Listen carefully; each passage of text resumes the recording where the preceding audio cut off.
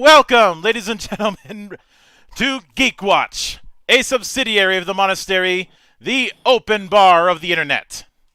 I am your one and only gaming monk, better known as Mildra, and with me I have 1, 2, 3, 4 good brothers. Ha ha ha ha!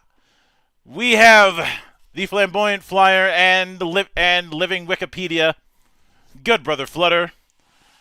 We have the man of 1,000 contracts and asking if you'll make a deal. Good brother JT. Pleased to meet you. Hope you guessed my name. We have the man who can do a better Goku than Sean Schimmel. Oh, Good brother. Oh. Shades. There's a story behind that, JT. I'll explain in a second. okay, that's cool. That's fine. And the man of 1,000 runes, the CEO of Zadare Enterprises, and the bane of my fucking existence, good brother Xanatrix. I'm on Thanksgiving break from baning him, but soon enough that will be over. Alright, so real quick, to explain the whole Sean Schimmel thing, there's a reason why I added that blurb to my Twitter bio. Apparently I'm a professional Sean Schimmel impersonator. So, for those of you who have not heard the news, I'm sure most of you have, I'm now a voice actor doing stuff for a company called Lab 316. And since I have started doing these manga dubs and these animation dubs, I have gotten numerous comments from fans of these works saying that I sound like Goku.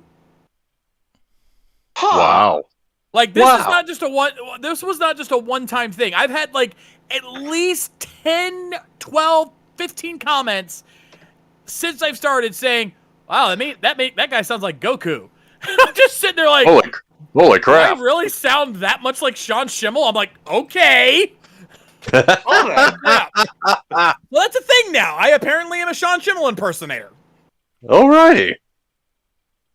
That works. Embrace it.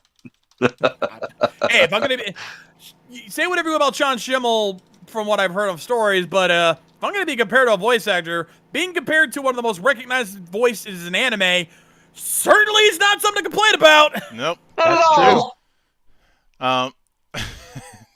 And Brian's saying how many times has your voice acted character died in the same series? Yeah, the thing about it is every story is a different character, so that doesn't really work out that well. But I haven't died that many times, surprisingly.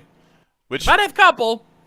technically And that that means was the answer is 0, which means you have died less times than Sean Schimmel's characters.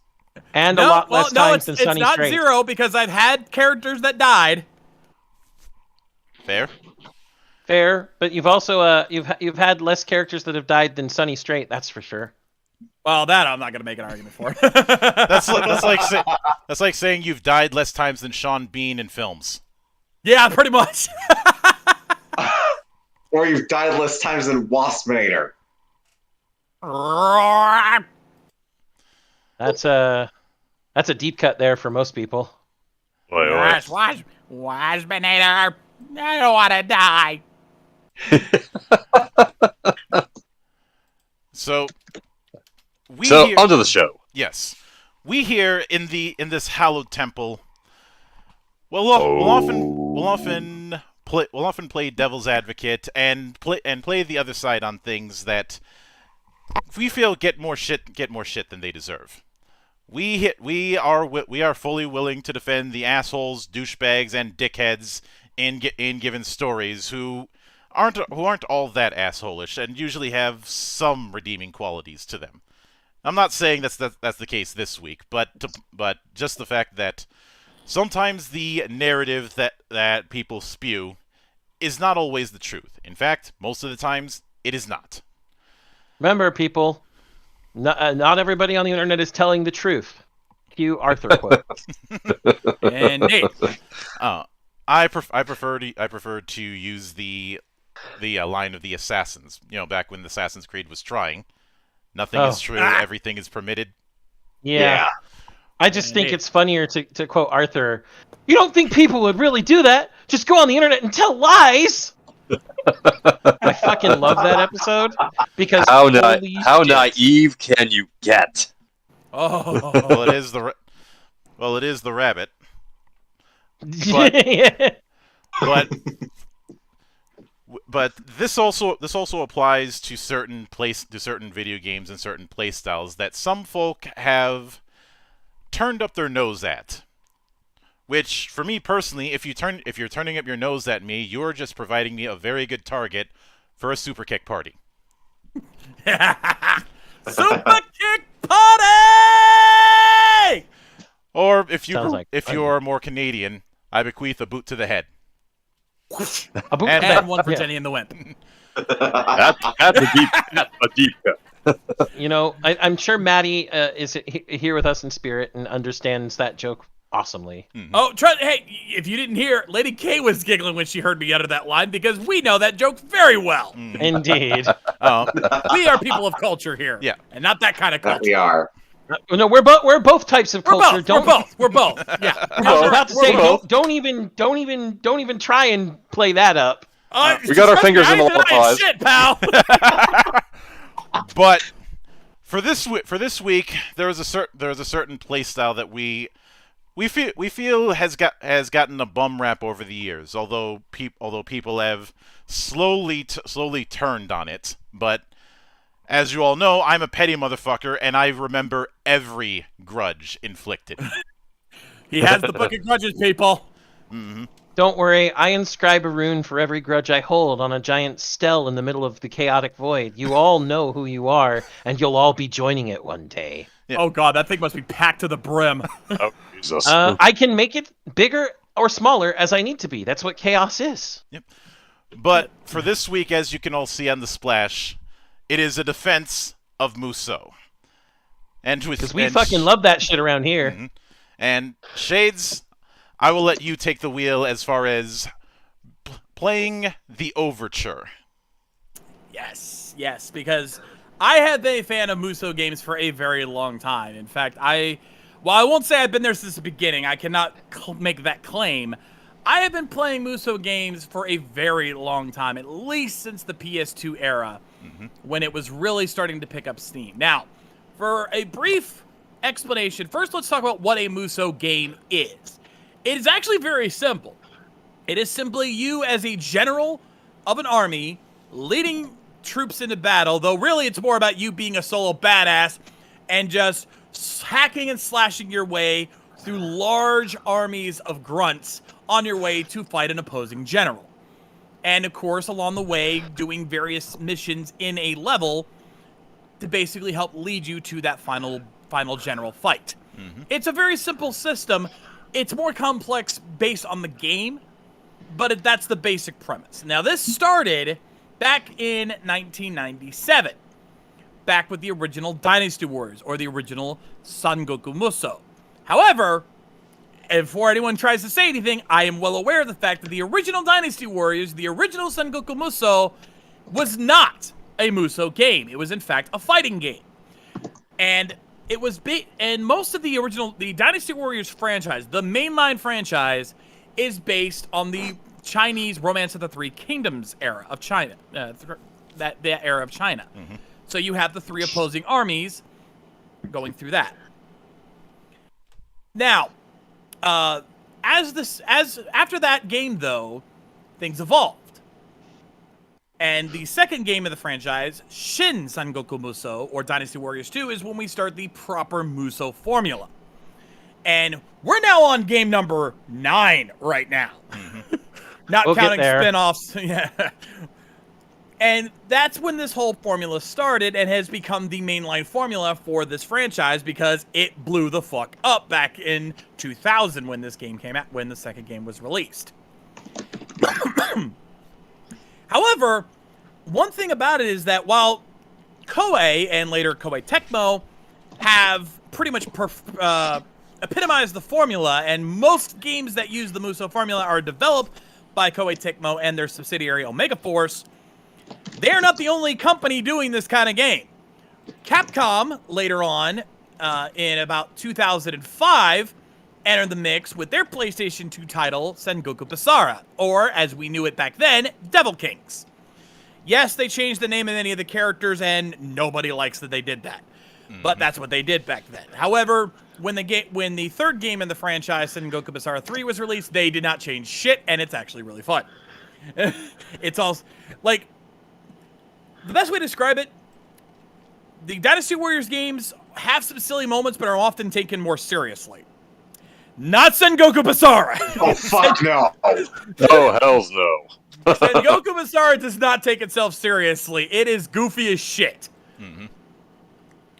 I would agree to some extent, Game Fan, that the Drakengard games, at least especially the first one, had a Musou style formula. They're not entirely. But with the first Drakengard, I do have to say that Yoko Taro is on record in one of his interviews in saying that part of the reason he made the games the way they are, especially with Kaim, was to give the impression of a of the dehumanizing and desensitizing nature of mindlessly slaughtering people in war. Yeah. So he had a point to making it that way. And that's something that's going to really tie into what we're going to be talking about tonight when it comes to the defending Musou games. And of course, there are other companies that have dabbled into it. There's a couple of Fate games that have done it, and even me and Flutter's home territory of Toku has dabbled into it with the Kamen Rider Batsarai War games, because I know if I don't bring that up, I'm going to get hounded. Yeah. Yeah.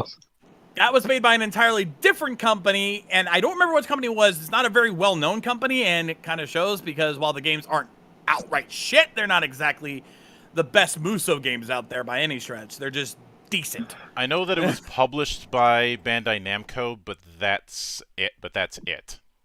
Yeah, I mean, that's you about can as say far that as- about a lot of different things that are published by Bandai. Okay, I've got the wiki up for the game. The series was created by a developer called Aiding.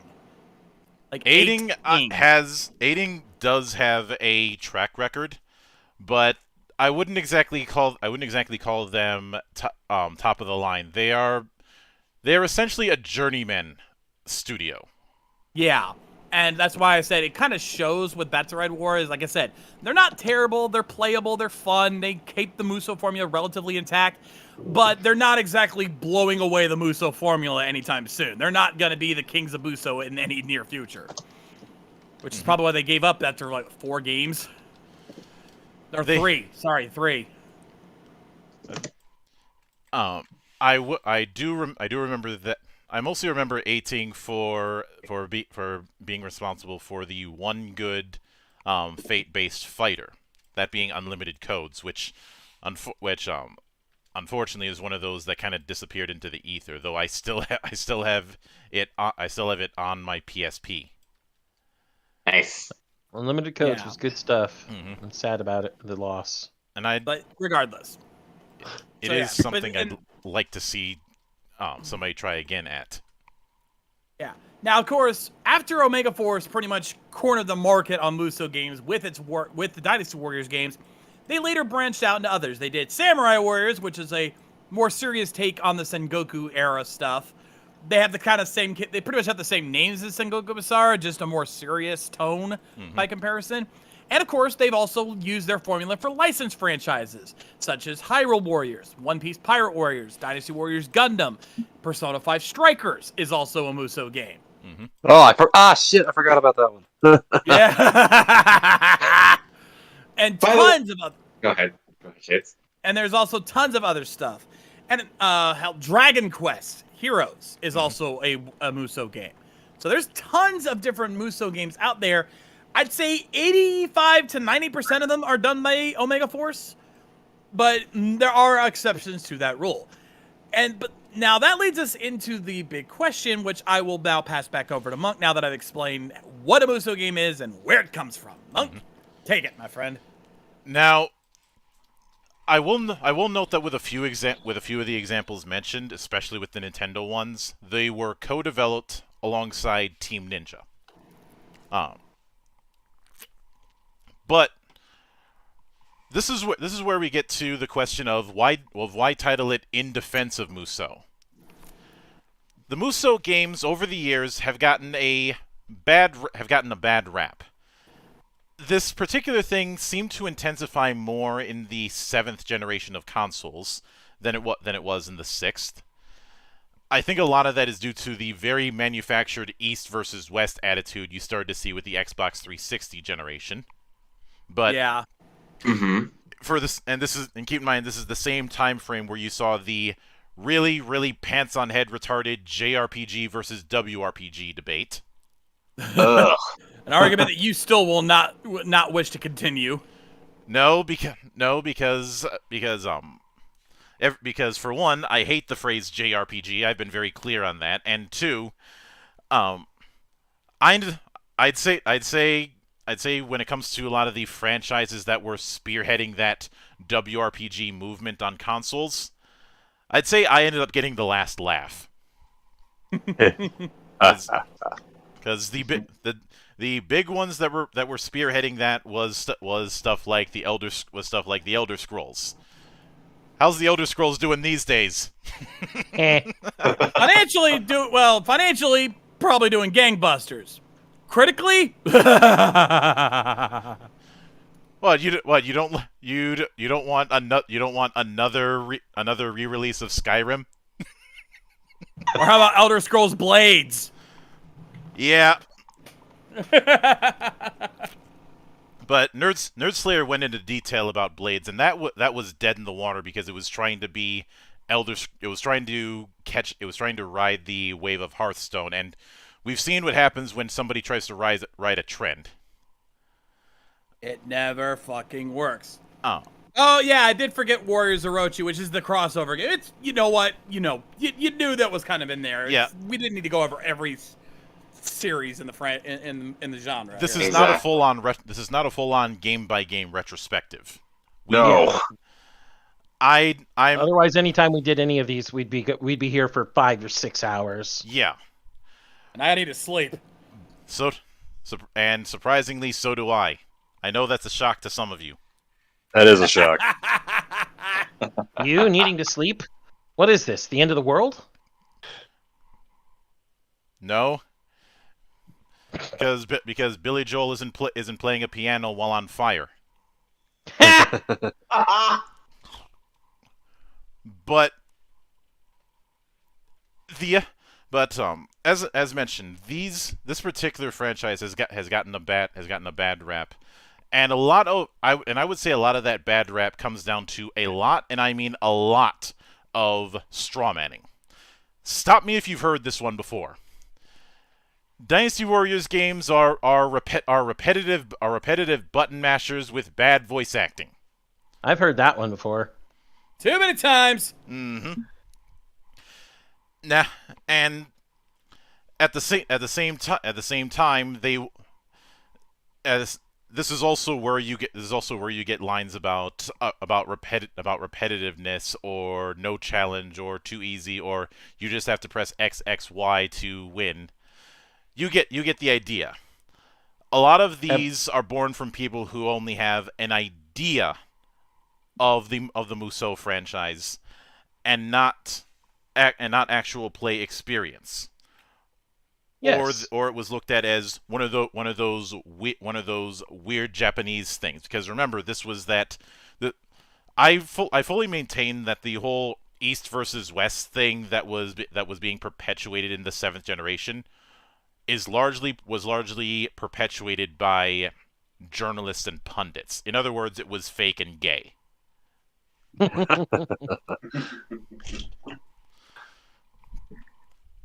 And there is a uncomfortable truth that a lot of people who made that argument don't want to admit, and get really mad at me when I bring it up. Not that we care how mad they get. I find it funny. Yeah. Because I am taking cues from the old jesters who would say the most offensive truths. If you need an example of that jester, go watch The Northman. Or just watch it anyway, because The Northman is fucking awesome. Or just listen to how I treat everything irreverently at all the time. But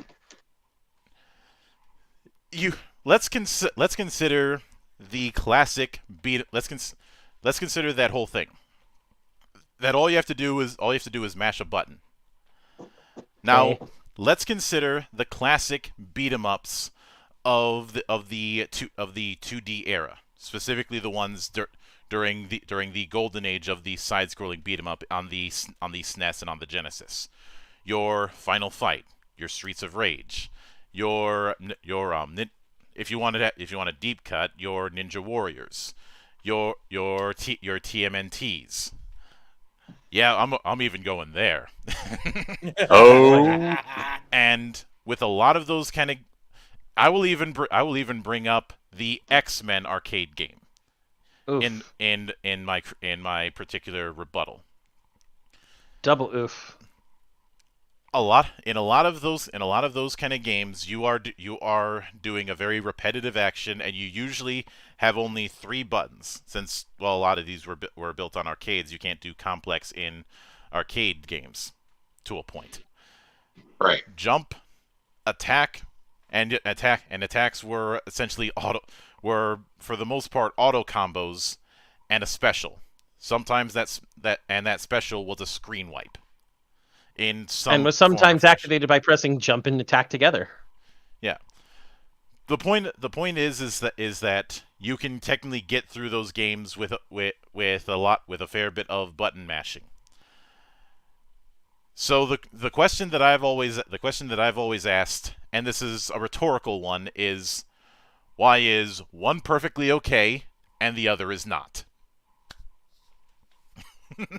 And usually when I ask this question, it gets brushed aside, or I have to call out the logical fallacy referee with a there's special pleading on the play. Special pleading on the play.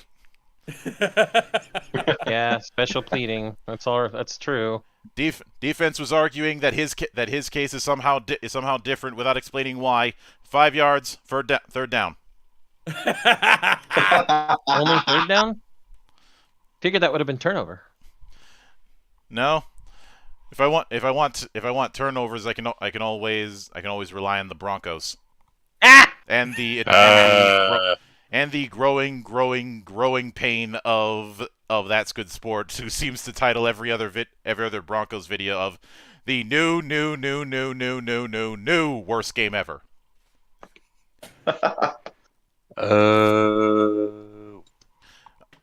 But it is something to consider. Why?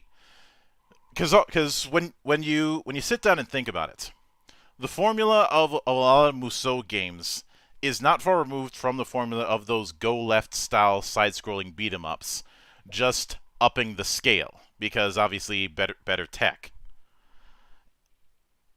So this is the reason why I often ask that kind of question, and I would argue that in a lot of cases, people who look at a Musou game as too easy are not looking at it the proper way.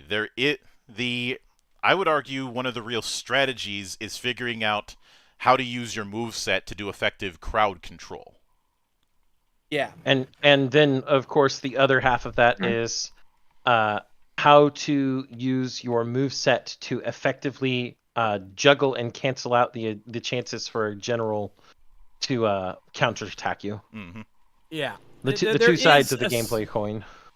There is a strategy to a lot of it. There's also a strategy in the missions that you have to do in each level. Mm-hmm. It's not about just go straight to the enemy and kick their ass. You're going to often have to backtrack and sidetrack to take care of all these side missions. So you have to strategize your time. You have to go, okay, I've got this camp that I'm right in front of that I'm ready to take down. Oh, but there's a mission on the other side that I need to get to, and it looks like there's a time limit to how long I can take to get to that thing. So should I go to that first, or should I take this camp now and have some extra forces build up while I go take care of that? There's strategy in that, because that build up can also make it easier in that final fight later on.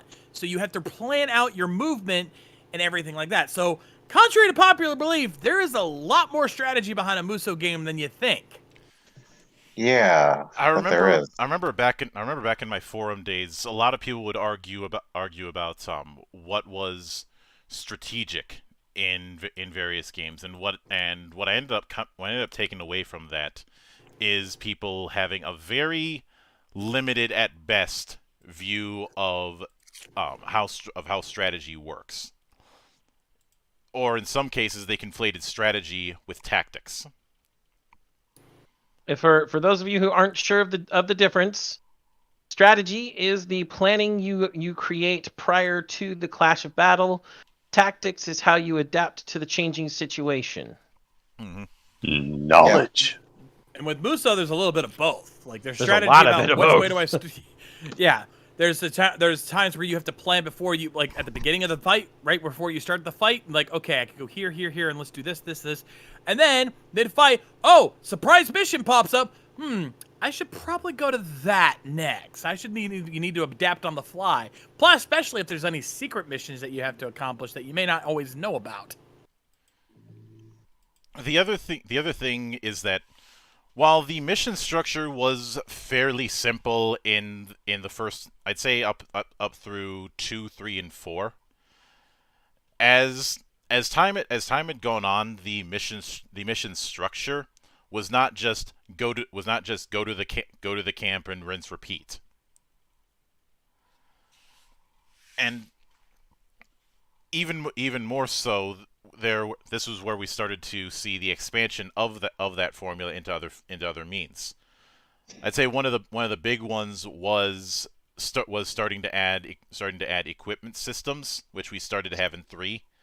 Which was really nice. The cute attempt at a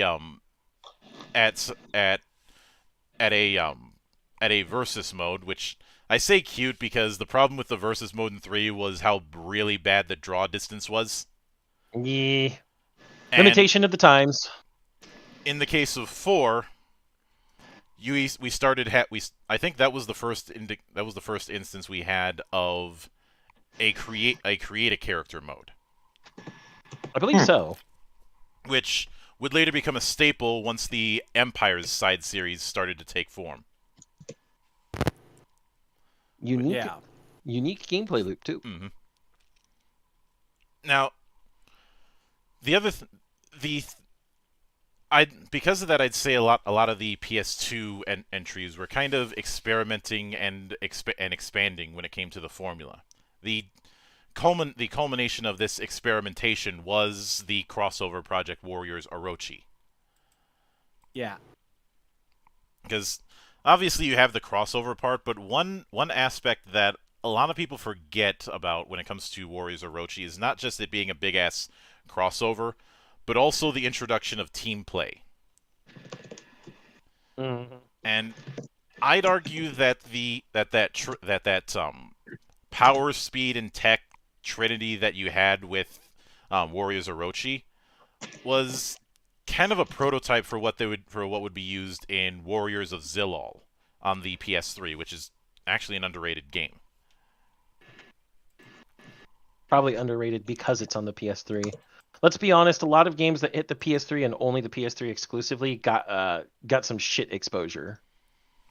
Some shit exposure because of the aggressive marketing that was being done with the 360. Kind of wish modern Microsoft would have learned from that, but I digress. and not only that though, the other part of it is the PS3 early on got a really bad rap because of all the fucking stampedes and stupid bullshit that happened around them, and it's frankly ludicrous costs at launch. Yeah, we've all seen that meme. As a side note, yes, Asmongold, I'm calling you out specifically. Sure, the cost of games hasn't gone up in over 20 years, whereas the cost of creating them has, but the market for games has expanded by about 500%. So they're making money hand over fist at the same prices for games. Fuck you. I'm assuming that Asmongold tried to argue about the whole should games be $70 or not. I maintain fuck no. He watched a Wired video of one of the guys behind, I forget which game that's coming out soon. I think it was the Caligula Effect, actually. Reading questions about why games are so expensive, and the guy went through the history of how much games have cost and how they weren't actually they're actually less expensive than they were back in the 90s due to inflation and everything, but games have doubled, quadrupled in cost, and then conveniently does not mention, but the audience for games has also quintupled to septupled in amount. Yeah. So... Gaming is a hobby everyone enjoys now, not just either the privileged or nerdy few. So again, fuck you, Asmon. I love your content, but I disagree with you on this one greatly. Mm-hmm. Now, the other thing to consider when it comes to looking at the Dynasty and Samurai Warriors games, especially, is if you look back at the games over the years, it's as a historian, it provides a very interesting look at how localization evolved, due to the fact that with say 2 and a lot of the early PS2 run, you have a lot of games that did not have the best direction, and in fact screwed up Chinese pronunciation quite a bit, which is how you got Cow P. Cao Pi, because they didn't know that the C is pronounced as an S sound. Mm-hmm. Just like his name is Cao Cao, but we got Cow Cow. Yeah. Yeah. Of course, far be it from us to make fun of them, Monk. We suck at Chinese too. Yeah, we're not exactly experts on the subject. Yeah, but I bring it up because through looking at those games over the years, you can see the evolution of that understanding. Mm-hmm.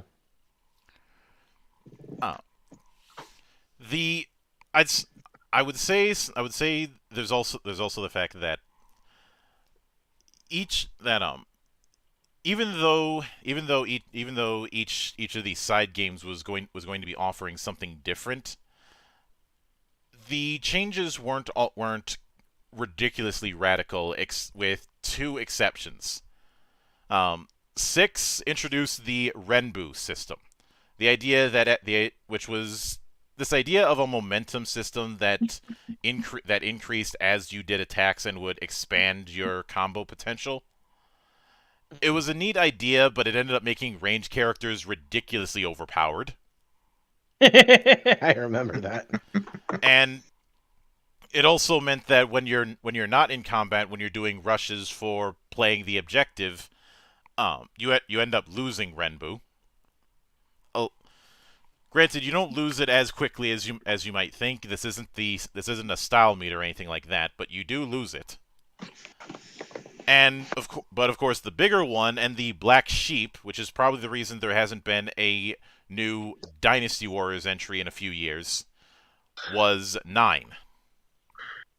And an idea that that when I heard about this particular idea that was planned, I was against it from day one.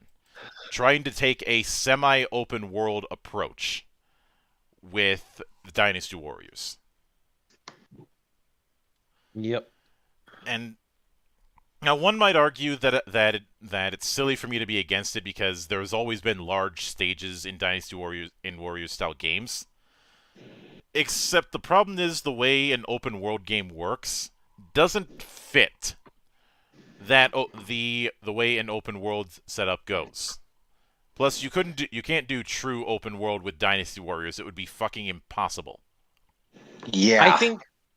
I think if they had instead limited the game to be more like when you go down into a single person in some of the Total War games, that would have been more useful. Maybe give you a palette to tell your troops which way to go and what formations to take, and that's really it. Either that or do some character jumping like Battlefield 2 Modern Combat. Yeah, that would work as well.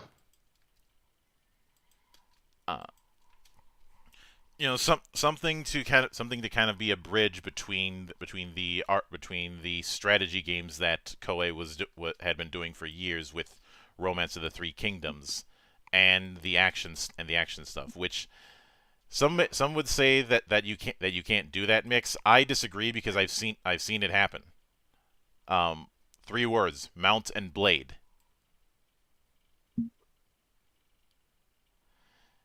Even though I'm pretty sure Mount and Blade Mountain Blade 2 Bannerlord is going to be in early access until I'm dead. Oh no, Monk, be serious. Be rational. It's only going to be in early access until you're infirm and can't move to play it anymore. And that'll be just around the time that Star Citizen releases its goes into 1.0. No, Monk. Now you're just being silly. Star Citizen's never going to release. But even Gao Geigar thinks so. He's going to give it to Hell in Heaven. Yes, this is a reference to my Gunpla. Shush. Mm-hmm. Ha ha ha ha. But I've also seen the as far as the line that GameFan brings up of numerous characters having the same move style. That was more of an issue with the PS2 era. It's basically the Budokai 3 effect. We don't talk about Budokai 3 because that game has the one character everyone bans. I don't talk about it because of the blatant plagiarism with the soundtrack. That too. Yeah, agreed. Ugh. But remember, everybody, Gogeta Super Saiyan 4 is banned at all games. If I was playing Budokai 3 at that time, I probably would have given it the same punishment I did when people play Odd Job. You get a kick to the dick, sir. Mm-hmm. Because the more you fuck around, the more you're gonna find out. Exactly. Indeed. Also, I will admit that having an entry called Samurai Warriors 4-2 was kind of weird. That's like saying Final Fantasy X-2, another game we don't talk about. 4-2 isn't on that level. It was. I know. It was just a very strange affair. But obviously, with the success of that format, other people would give it a shot. I know we brought up Drakengard earlier, but if I'm being honest, I understand why the eventual move from Kavya to Platinum was done when it comes to Yoko Taro's output. Well, I mean, Yoko Taro, I don't think he'd care one way or another so long as the game delivered the message he's trying to give to players. Yeah. Remember his speech all the way back in the early 2010s regarding how he makes games that are kind of inside out and backwards. But given that he got to work with Platinum, he's very happy. So. And they're super successful these days. I mean, look at frickin' the Nier franchise these days. Yeah, although I did look at that Nier skin that's going to be in Rainbow Six. That looked like shit. I don't think that they got to design it, Monk. I'm pretty sure that. Yeah, I think that was probably just somebody at Platinum going, yeah, here's the rights to that character. Go ahead and have fun with it. More than likely. Well, Ubisoft has been my whipping boy of late, so add that to the pile. So if we're going to talk about other companies taking a stab at the Musou formula, I think we got to talk about the big one. Yeah, let's talk about Sengoku Basara and why calling the first entry Devil Kings in the state was a fucking stupid idea. Yeah, That's dumb. In fact, even on Wikipedia, they have a quote from an IGN interview with the game's producer, Hiroyuki Kobayashi. Because, of course, Sengoku Basara was focused on the Sengoku period of Japan, or the Sengoku Warring States period. Mm-hmm. That's the big thing about it. In fact, all of the characters in the original Japanese game and the subsequent releases later on were based on Japanese legends during that era. You know, but apparently some people at Capcom USA were like, oh, let's give the characters a kind of Devil May Cry flair. Because they said that, yeah. And Actually, no. Okay, I'm just reading this quote, and I want to attribute this correctly. So basically, the original creators wanted to give it the Devil May Cry flair, which they absolutely did, and it looks awesome. Oh yeah. But then they were like, okay, well, let's release it in North America and Europe. So what can we do to make it different again? So why they different decided to strip down all of the samurai elements and give it because it's similar to Devil May Cry, and the kind of feel, they decided to just make it darker. They darkened up the background, gave it more moves, stuff like that, and just kind of changed all the characters to remove a lot of that stuff. That's why they called it Devil Kings. And I think even they admitted that was a dumb move because nobody liked it. And I'm pretty sure I wasn't the only one who had this mindset. Because obviously at the time, I didn't know any better. I'd imagine a lot of people picked up Devil Kings thinking that it was going to be some prequel to Devil May Cry.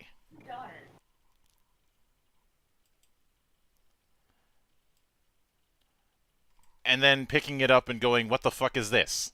Which I question why people would even think that, since they're two completely different games. I mean, yeah, sharing a similar word in the title, but it's not just a similar word. The font and the logo design were very, very similar. Okay, fair enough. Yeah, they were really trying to evoke that Devil May Cry imagery, hoping that would sell the game. But it wasn't a Devil May Cry game. It had very little to do with. It had nothing to do with Devil May Cry's story. It was just called Devil Kings because they wanted it to sound and look cool. Mm-hmm. And it backfired hard. You ain't cool, you're fucking chili. And nobody eats chili cool. Yeah, it was not a good idea. And it also pissed off anyone who did become a fan of Sengoku Basara later on. It's like, why did you do that? Which is why when they released Sengoku Basara 3 in the US later on, they did not call it Devil Kings again because they learned their fucking lesson. Also, from what I had heard, Capcom USA had to fight ridiculously hard to even get 3 stateside. And sadly, it didn't work out because the game did not sell very well here in the U.S. I remember having the game. I don't know. I think I rented it. I think I GameFlyed it because I know I didn't buy it, and I kind of wish I had because it is a good game series. And they only released one more major title afterwards back in 2015, and they have not released a mainline title since. And it's sad because in Japan, it was so popular, it got its own anime series, several in fact. Yeah. Several, and got some damn good voice acting, and we got some damn good memes out of it. Yes, we Not did. to mention some damn good music because the main game, the later games, their songs were performed by frickin' TM Revolution. Fuck yeah. When you got Takanori Nishikawa doing your song, you know you got some shit going on. Oh fuck yeah. Hey. The one thing I will admit that there were two seiyuu when it came to the anime I'm not sure if the same seiyuu for the games were also for the anime. I'd have to double check on that, and I'm not drunk enough to do that yet. But I have to point out 2 characters seiyuu who made me laugh when I heard them. The first one is for Date Masamune, or as he was quickly called because of how he acts in Sengoku Basara, Dante Masamune. This was before Ruben Langdon would be doing the dubs, so life imitating art in that front. Yeah. Mm-hmm. But I can't recall the seiyu's name, but I had previously heard him because around the same time I was watching Gintama. And which game? Which of the games you were looking at? I'm referring to the Sengoku Basara anime. Oh, the anime. Okay. I had mentioned as an aside that maybe the same people who voiced the anime had also voiced in the games, but I couldn't confirm that. No. From what I can see, Date was Robert McCollum in the anime, but on the Oh, we're talking about the Japanese Seiyu. Mhm.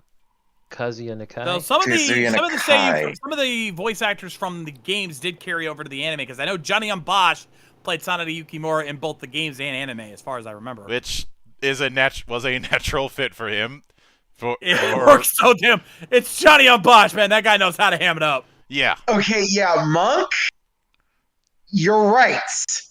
He in the example you're giving. I'm on Kazuya Nakai's Wikipedia page. Notable credits: Gintama as Toshiro Hijikata, AKA the Mayora Vice Commander. Because fuck that guy loves his mayonnaise.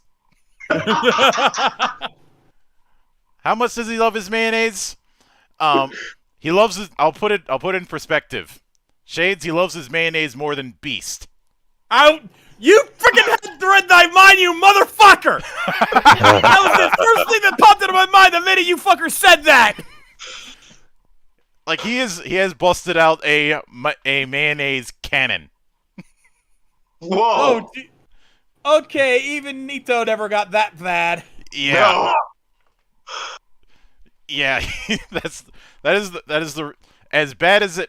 Although I will say the worst person and probably the bane of chefs everywhere in terms of characters in anime is Vaughn from Gunsword. Because what sauce does he put on his steak? Yes. No, not just sauce, Monk. Every seasoning he can get his hand on. Yes. Sauces, powders, marinades, rubs, everything. This is the guy who invented the everything bagel. Yep. And the entire reason for Vaughn to be that way is because the surgery that made him compatible with Dawn of Thursday reduced his sense of taste to near nothing. Mm-hmm. Oh, Jesus. God. Yeah, but regardless, yeah. The thing about Sengoku Basara is that, one, unlike the Dynasty Warriors games, historical accuracy was never really in the cards for them. They knew they could never compete with the Warriors franchise, so they decided, fuck it, we're gonna take the story and have fun with it. You know what's a really good analog? If I would say that this Sengoku Basara had the same relationship with Samurai Warriors that Saints Row had with Grand Theft Auto. Yes. Yeah, no, that totally checks. We Now can't Saints outdo- Row and Grand Theft Auto have the same relationship because, oh my god, they're dolls. That remake, fuck that remake. And GTA 6 is looking to follow the same methodology. when it comes out in 15 years. Heh. Yeah, no, Sengoku Saints Basara blow. is so ridiculous sometimes. Like, especially, like, the anime really got crazy, but even in the games, I mean, one of the characters is basically a mech. Yep, Tadakatsu, who was historically speaking, Tadakatsu was I believe a pretty big guy as it was. Yes, Tadakatsu Hondo was a very large guy who was very strong and very loyal. Mm-hmm. So instead, we make him a mech, and of course you'd bring him up because of his weapon of choice. Unintentional, I swear! I forgot he had that weapon, okay? But yeah, I get it. Yeah, his, You know, ahead. I think we know why Tekken may have named one of their characters what they named them. Honda Tadakatsu was also named Honda Heihachiro. Mishima Heihachi? Anybody? I got you. I put down what you. I'm picking up what you're putting down. Yeah, we That get, being we said- get it. We had to invoke the Japanese Zeus. Yes, we did. Also, let's not also forget about the ninja who is very obsessed with her master. Oh Yes? yeah, oh yeah. Yeah, and incidentally, since you brought that up, I'd like to point out that that said master who is supposed to be Uesugi Kenshin. Did any of you listen to the dub of Devil Kings and how they massacred my boy? No. I don't like. I think I remember hearing about this, but I never listened to it, and I'm kind of glad I didn't because I heard it was pretty bad. You're talking about the dub in the anime? No, the dub not in the original game. Yeah, Oh. the dub in the In anime double is fine, but the reason why I bring up Masamune Date is the most glorious English that I have ever heard. Yeah. The original game, because it was a PS2 game, dubbing for video games hadn't quite become what it is today, where it's very realistic and natural. It was still in that era of slight cheese. It wasn't PS1 era cheese, like Resident Evil 1 bad, but it was kind of in that crossover, that transition period, and some of the dubbing in the Dynasty Warriors and Sengoku Basara games were notoriously oof. You do not pursue Lu Bu. But even the anime of Sengoku Basara and the Japanese dub of it had some moments of glorious English, especially coming from Date. The big one from the first fucking episode was "Put your guns on." Put your guns on. Put your guns on! Although, Like I said, this series does not take itself seriously at all. No, it doesn't. I shouldn't. It almost takes itself as seriously as something like Gintama. Yeah, I should note that there was, even though it's not in the Musou formula, there was one side game with Sengoku Basara that I think deserved a little bit more love. That was X. X decided instead of trying to be Samurai Warriors, let's try to be Guilty Gear for once. Which is funny, considering since it was made by Capcom and Arc System Works in conjunction, you figured it would be the best thing ever. It from what I've heard, it is decent, but you contrast that with what Guilty Gear was doing at the time. It doesn't quite measure up. Core. Now, Accent Core Reload, I think. Yeah. Now, granted, it's going to be better than Guilty Gear Iska, but that's a low bar. Nobody likes Iska. Just remember, everybody, after we got past 1X with Guilty Gear, they started getting pronounced weird. X2 was Zex, and X3 was Xerd. Mm-hmm. Don't you just love Japan? Yeah. And we don't talk about Strive anymore. Yeah, there's a reason why I've made the joke that one shot TTRPG that I want to cover that embraces this kind of English is called Take Back of Freedom. It is, and if you're thinking of Metal Wolf Chaos with that was the point. I know. But I'd also like to point out that when it comes to the ridiculousness with 4, which I do have an import copy of, you start having Mook Towers,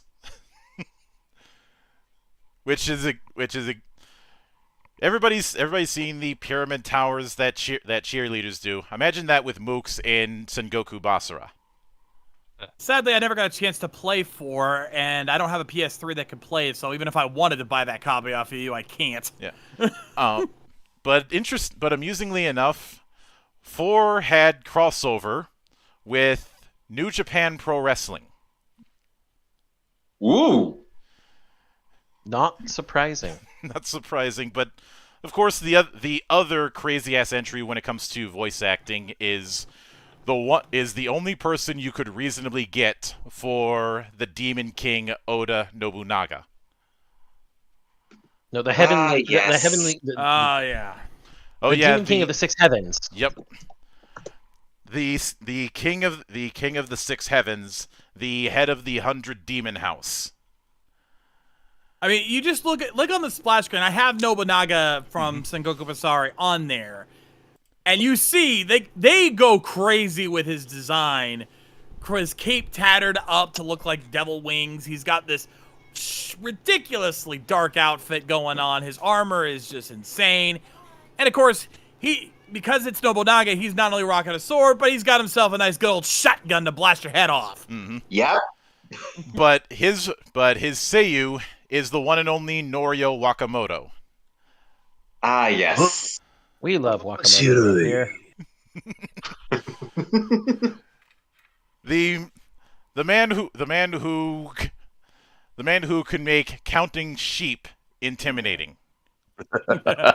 He played his role well, that's assured, folks. Mhm. I never put the Japanese dub on for Sengoku Basara 3, but I did play the expansion to it, Utage, Mhm.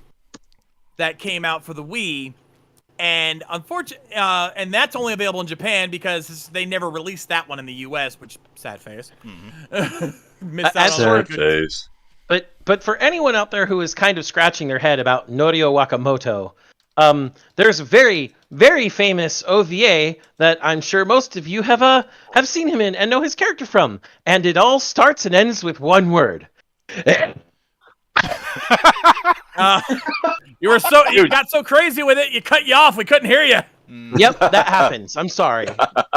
But amen is his catchphrase, and you shall know him by it. Mm-hmm. It'll be the most yes, terrifying 100%. amen you've ever heard. Yeah, Alexander Anderson. but now the collab with NJPW was essentially DLC for the expanded version of for that being Sumeragi. You had several characters essentially cosplaying as NJPW wrestlers. Sakon Shima was cosplaying as the King of Strong Style. Yukimura Sanada. Well, let me just show you guys the. Oh yeah, I need to see this. I'll give you one guess as to who he's trying to invoke.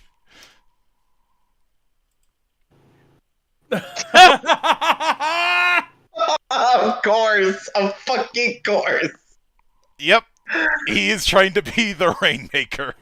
Good old Okada. Hideyoshi Toyotomi. This one is just wrong. Oh god. Oh, geez, that's Hideyoshi. What? He's trying to be the ace. I was gonna say, is he fucking trying to be the? Oh my god. Yep. Why? Because it's funny, that's why. And the last one was Azai Nagamasa, who in the games that he was in, which sadly 3 was not one of them, he is a very obvious tokusatsu parody. Especially with his uber paladin attitude about justice and the collapsible shield that he has. Mm-hmm. I'd say more Metal Hero than Kamen Rider or Super Sentai. Not just because armor, even though that would be the obvious assumption, but Yeah. Azai Nagamasa as the Golden Star Kota Ibushi.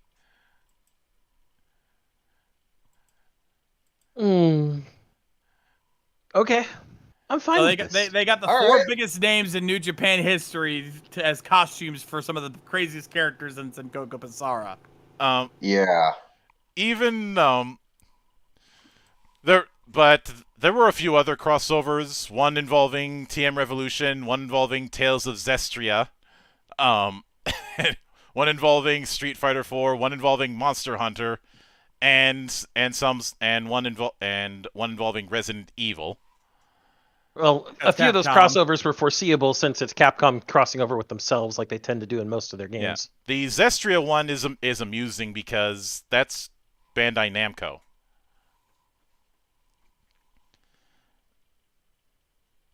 And the New Japan one I had the most laugh out of because of how ridiculous some of them are, especially the giant that is Toyotomi being in the form of Hiroshi Tanahashi. I find it funny that they portray Toyotomi as a giant too. He's a giant, but he's also like just like he's a teddy bear. Well, Really, when you think about it, because if you have seen the anime, the interactions between Hideyoshi and Yukimura, oh fucking Christ! well, I understand that, but Toyotomi Hideyoshi, who was Taiko after Oda died, after Nobunaga died, and before the Tokugawa clan took over as shoguns, he is in fact marked as being shorter than average and also being like a monkey. Mm-hmm. Wow. He was called the monkey of Nobunaga's retinue, basically, because of his cleverness and his way of doing things, but also because he kind of reminded people of a monkey just by his stature. Well, I mean, they got the monkey part right. I mean, look at that fucking mane of his. I'm just saying that making him so gigantic is the thing that gets me. Yeah. Well, again, these games were not going for historical accuracy. Oh, I know. But it is kind of funny when you play the comparison game between characters' portrayals in Sengoku Basara versus in Samurai Warriors. And I'd say one of the big examples of just complete opposites in that regard is Mitsuhide Akechi. Yes, the man who betrayed Nobunaga. Yeah. In Samurai Warriors, he's one of the first swordsman characters that you're going to get. And tends to be portrayed fairly nobly. Whereas in Sengoku Basara, I believe JT, you nicknamed him Scythe Sephiroth. Yeah, I see it. Yeah, like especially in 3. Oh my god. Mm-hmm. But he is absolutely nuts. A bit of a necromancer, and and of course in 3 they tried to hide his particularities with the alias of the monk Tenkai. But I say hide in massive quotes. Hard to hide something like that. But the funny thing is that with something like Sengoku Basara, as far as the gameplay style, with the original one, they tried that whole prime thing, which thankfully didn't stick because it felt like pulling double duty. Mm-hmm. But in the one sense, a lot of the gameplay style was borderline on a character action game regarding how combos were set up. Because you look at a lot of character action games and you'll usually see some sort of moveset that is attack plus directional button to do some sort of airborne attack or some sort of variation, either an airborne or even a knockdown. Mm-hmm. And you see that a lot with Basara. Mm. You also That's Capcom playing to their strengths, to be honest. They're very big on character action in fighting games. You also saw, even though you did have the same large amounts of enemies, you had some, I'd say with a lot of the Basara games comparatively, you had smaller maps, and most missions could be done in, I'd say at most 15 minutes. You could probably do a full mission in 5. Considering when Sengoku Basara 1 released, I would say that has to do with them getting into just getting into bigger character action and short time game loops that people liked. 3 definitely had smaller maps than say Dynasty Warriors in that same era. Mm-hmm. Yeah, which I think actually works better because having that tight comeback map, because there are many times in a Warriors game, whether it be Dynasty, Samurai, or otherwise, where you feel like you're just running through empty space forever just trying to get to a location. Whereas in Sengoku Basara, you're pretty much there right away and are just ready to keep going. I know some of you hate Bleach, but this was one case where the one Bleach game that I have in my library, Soul Resurrection, kind of fixed this. Infinite Dash. Mm-hmm. You kind of need it for these games.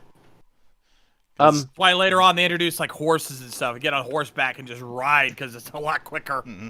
Fate Extella has the same thing Yeah. with Infinite Dash.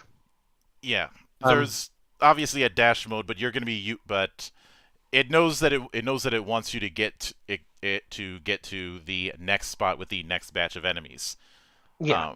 I would say that part of this has to do with the fact that clearly Sengoku Basara and Monster Hunter would have been sharing development cycle times. Mm-hmm. And so part of what informed Monster Hunter very likely also informed Sengoku Basara. You know, smaller interlinked maps in Monster Hunter, and then smaller areas overall in Sengoku Basara, because you want the action to stay tight and continue. Yeah. You want the momentum. Now, granted, a good chunk of we may do a deep dive with Monster Hunter one of these days when I feel like restarting that Monster Hunter class idea. But let's consider the fact that a lot of Monster Hunter games in the early days were exclusive to handhelds. Because I don't think there were any console Monster Hunter games between 1 and Try. Well, 1 was a console Monster Hunter game. Yeah, but after that there was stuff like Freedom and Freedom Unite, which were all on PSP. Monster Hunter G, the G rank version of Monster Hunter, which is also Freedom, I'm pretty sure. But G itself was on console. Yeah. And on the Freedom was on the PSP. 2 was on console.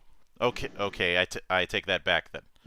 It was only in the West that they would have been handheld only. I'm pretty sure Freedom 2 was PSP, and Freedom Unite was PSP and iOS. Gross. And then Frontier was, of course, an MMORPG and thus on PC. Yeah. And then Try was on the Wii. Mm-hmm. But the point is that you couldn't really do huge maps with the design of something like Monster Hunter, and even the recent games don't expand the map that much. Barring World and Iceborne, and that's actually the large scales of some of the maps was actually somewhat of a complaint with World and Iceborne, which is why they scaled them back in Rise. Mm-hmm. Because that particular playstyle works best with speed, and I would say beyond all of the craziness that Sengoku Basara had, I'd say one of the biggest advantages was speed and the fact that I think in a lot of the standard Musou games, the idea of a branching use of a mission isn't something that was considered, but it was something that was utilized definitely in 3 and 4. I never got the chance to play 2, so I can't comment on that. Mm-hmm. And also a bit of an idea sprang to mind that I'm pretty sure nobody is going to be crazy enough to try and do, but it'd be an interesting idea. Mm-hmm. Take the playstyle of a Musou game and mix it with the lane-based design of a MOBA. Huh. They did that, Monk. Its name is Guilty Gear 2 Overture. And everybody hates that except for us. It's one of those games we're supposed to hate, much like D&D 4th. The reason I don't hate it, checks didn't clear. But I did mention Soul Resurrection earlier when it came to the whole Infinite Dash. I know that some people have a massive hate boner for Bleach. I don't, because there are bigger targets for me. Plus from what little I've seen, Thousand Year Blood War is looking decent, even if there's that problem that Zan has brought up in the past, which is gonna be funny when that. Money! You made him a Quincy, along with being a Visored. Give me my money, Kubo. Calm down, calm down. We'll get the lawyers later. But unfortunately, Harvey Birdman isn't answering my calls anymore. God damn it! I told him to pick up. Anyway, moving on. But Soul Resurrection was an interesting take on the Musou formula for a few reasons. One of them is the campaign is kind of but the mission mode was where things really got interesting, and some of those missions are significantly more challenging than one would think. Especially since, because of the way the upgrade system works in a quasi-sphere grid, you cannot just blitz through the whole thing using whoever is your main. You're going to have to vary, especially since some missions require specific characters. I know. Yeah. Which I'm personally fine with, because a straw man that can happen with the Musou games is that there's no reason to play as other characters. You might have been able to get away with that in 2 when you had just a bunch of similar characters in 2 and 3. You can't really get away with that nowadays. Recent entries in this particular style do not do that whole copy paste of character setups.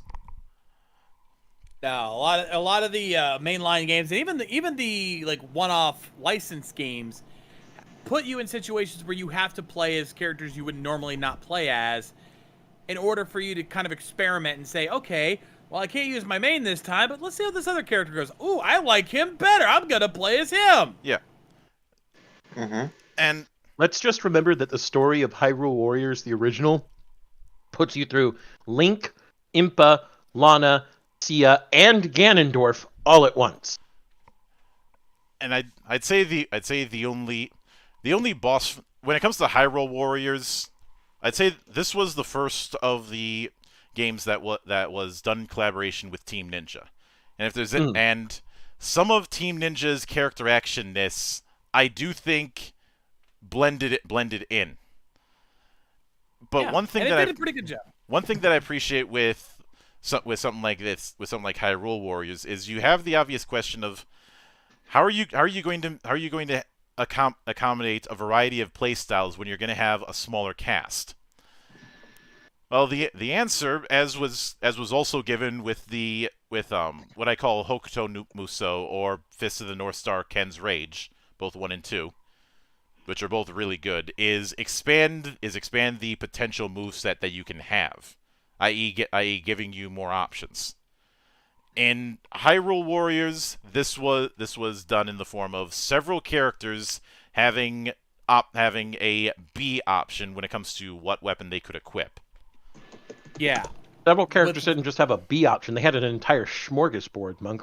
Yeah, Link especially. He had like 4 or 5 different weapons. Fire rod, horse.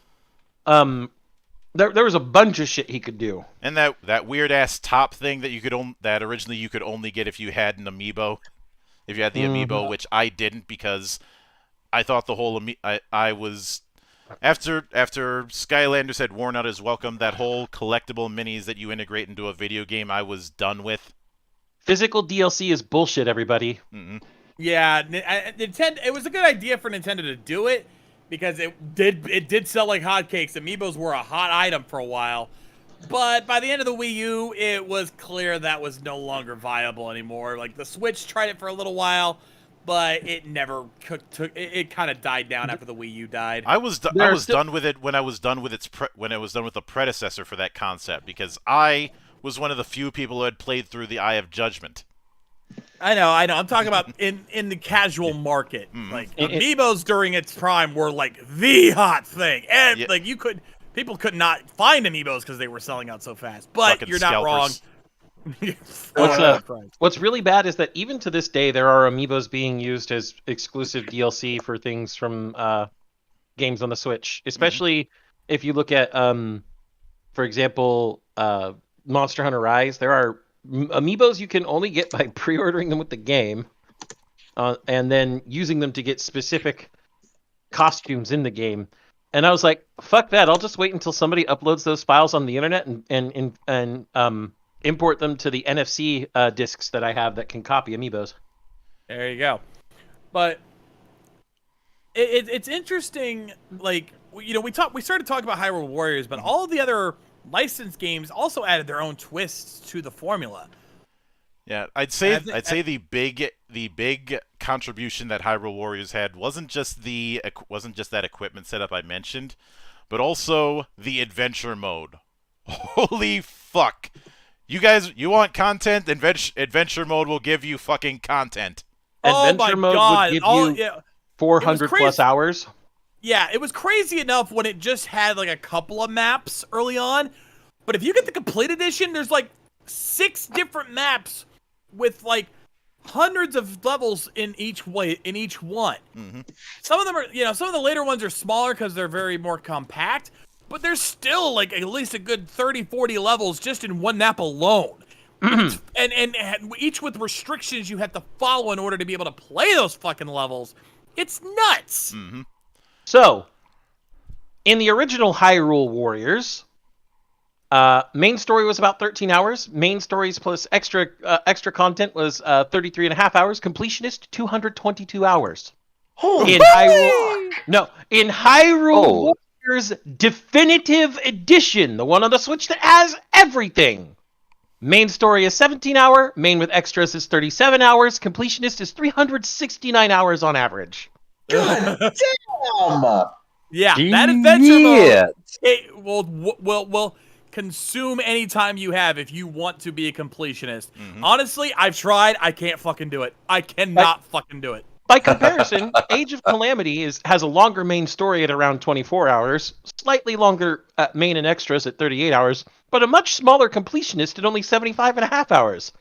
If you include the Age of Calamity DLCs, that's another 13 and a half hours and 12 hours respectively for completionist. Mm-hmm. That's still relatively low by comparison. Yeah. Well, since Age of Calamity was a glorified prequel to Breath of the Wild, it is understandable. I'm going to say it right now. Age of Calamity's gameplay is way better than Hyrule Warriors original. Mm-hmm. Both are really good, but it's like comparing a 9 to a 10. Yep. But Age of Calamity is like where they took the few bits of jank that were found in Hyrule Warriors and said, let's cut out this jank, smooth everything out, add a whole bunch more hype, and there you go. Have the game, everybody. Yeah.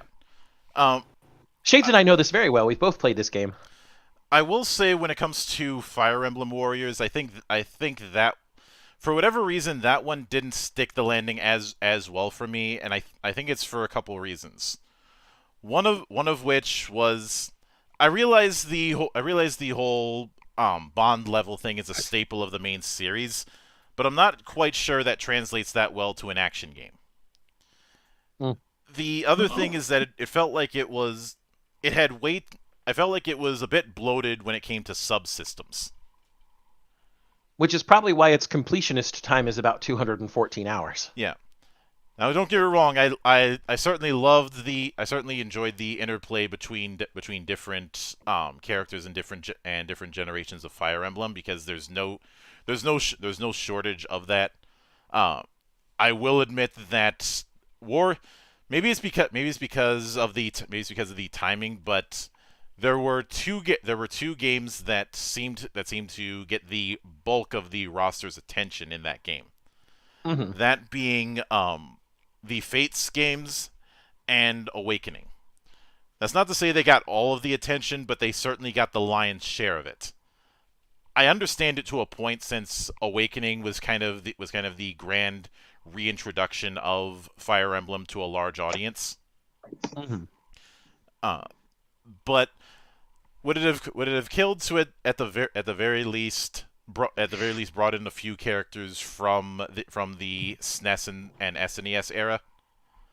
or hell, just bring in some people from the GameCube and Wii era.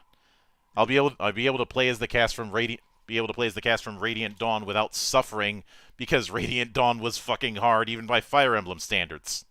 I'd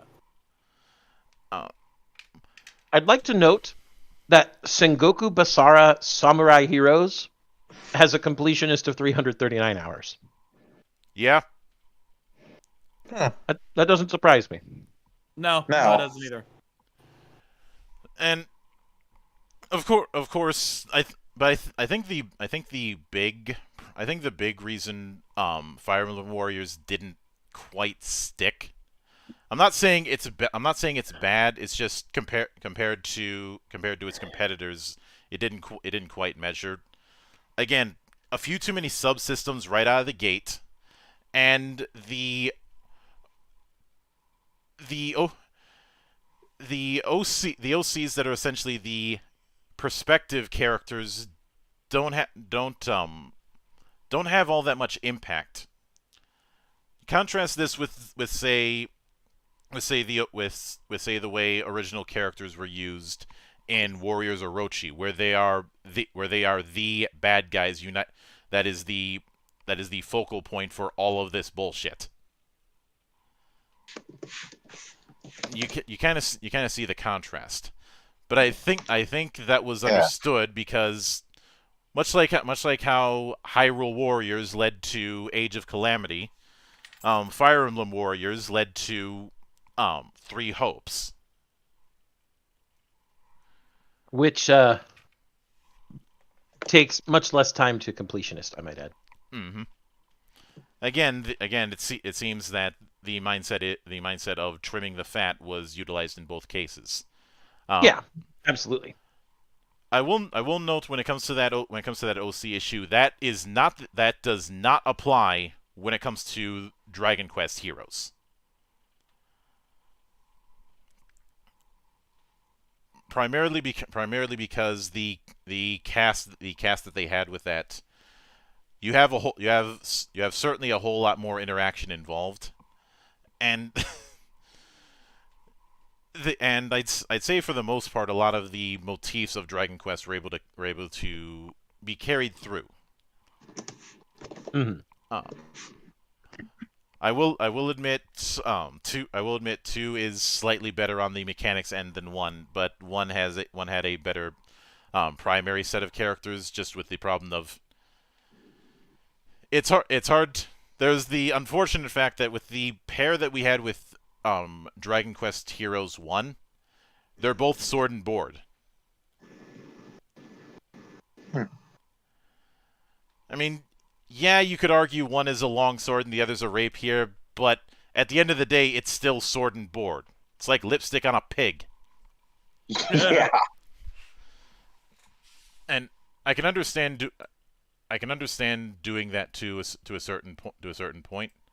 It's just a matter of if you're gonna have 2 protagonists, I don't think it's unreasonable to have them not be a male and female proxy of the same character archetype. Yeah, that's not unreasonable at all. 2 did not have this problem. Although the thing that's always funny when playing the last few Dragon Quest games is what sort of UK accent will we end up seeing? UK accent? What? I think the only exception back in Heroes when it comes to UK accents was the twins. Specifically, I can't remember what I believe it was Minya and Maya. Yeah. One of whom is a standard Minya and Manya. Yep. Yeah, Minya and Manya. One who are very clearly trying to do the gypsy thing.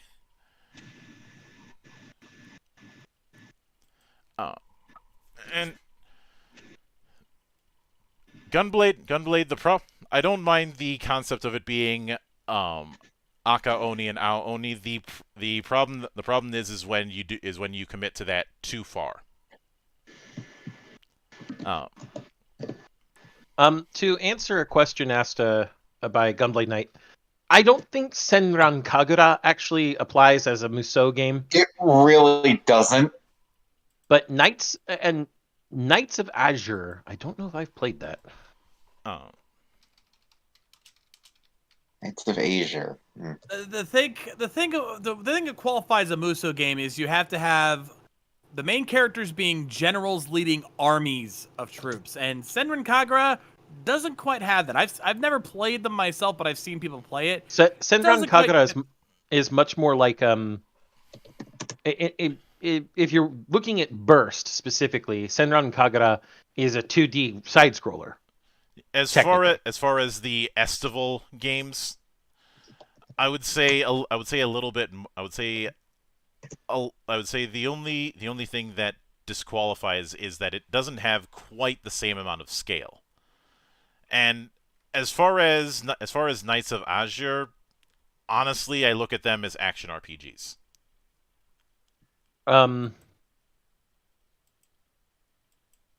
Yeah. There are some people who might say something like Shinobi Versus is another one that's close to it, but I'm gonna say that Shinobi Versus is more like a character action game. Yeah. Like the combat setup leans more into character action, especially when it comes to the scale, since despite some close attempts in the Bloody Palace, you can't have the same level of enemies in a Devil May Cry game that you can in a Musou game. Yeah. We're Even talking armies in like the hundreds in some cases. Yeah. Mm-hmm. Even with Legendary Dark Knight mode on that started in 4th Legendary Edition, it only increased the amount of enemies on screen by about 20 times. That's literal. I'm pretty sure it was supposed to be like 20 times more foes.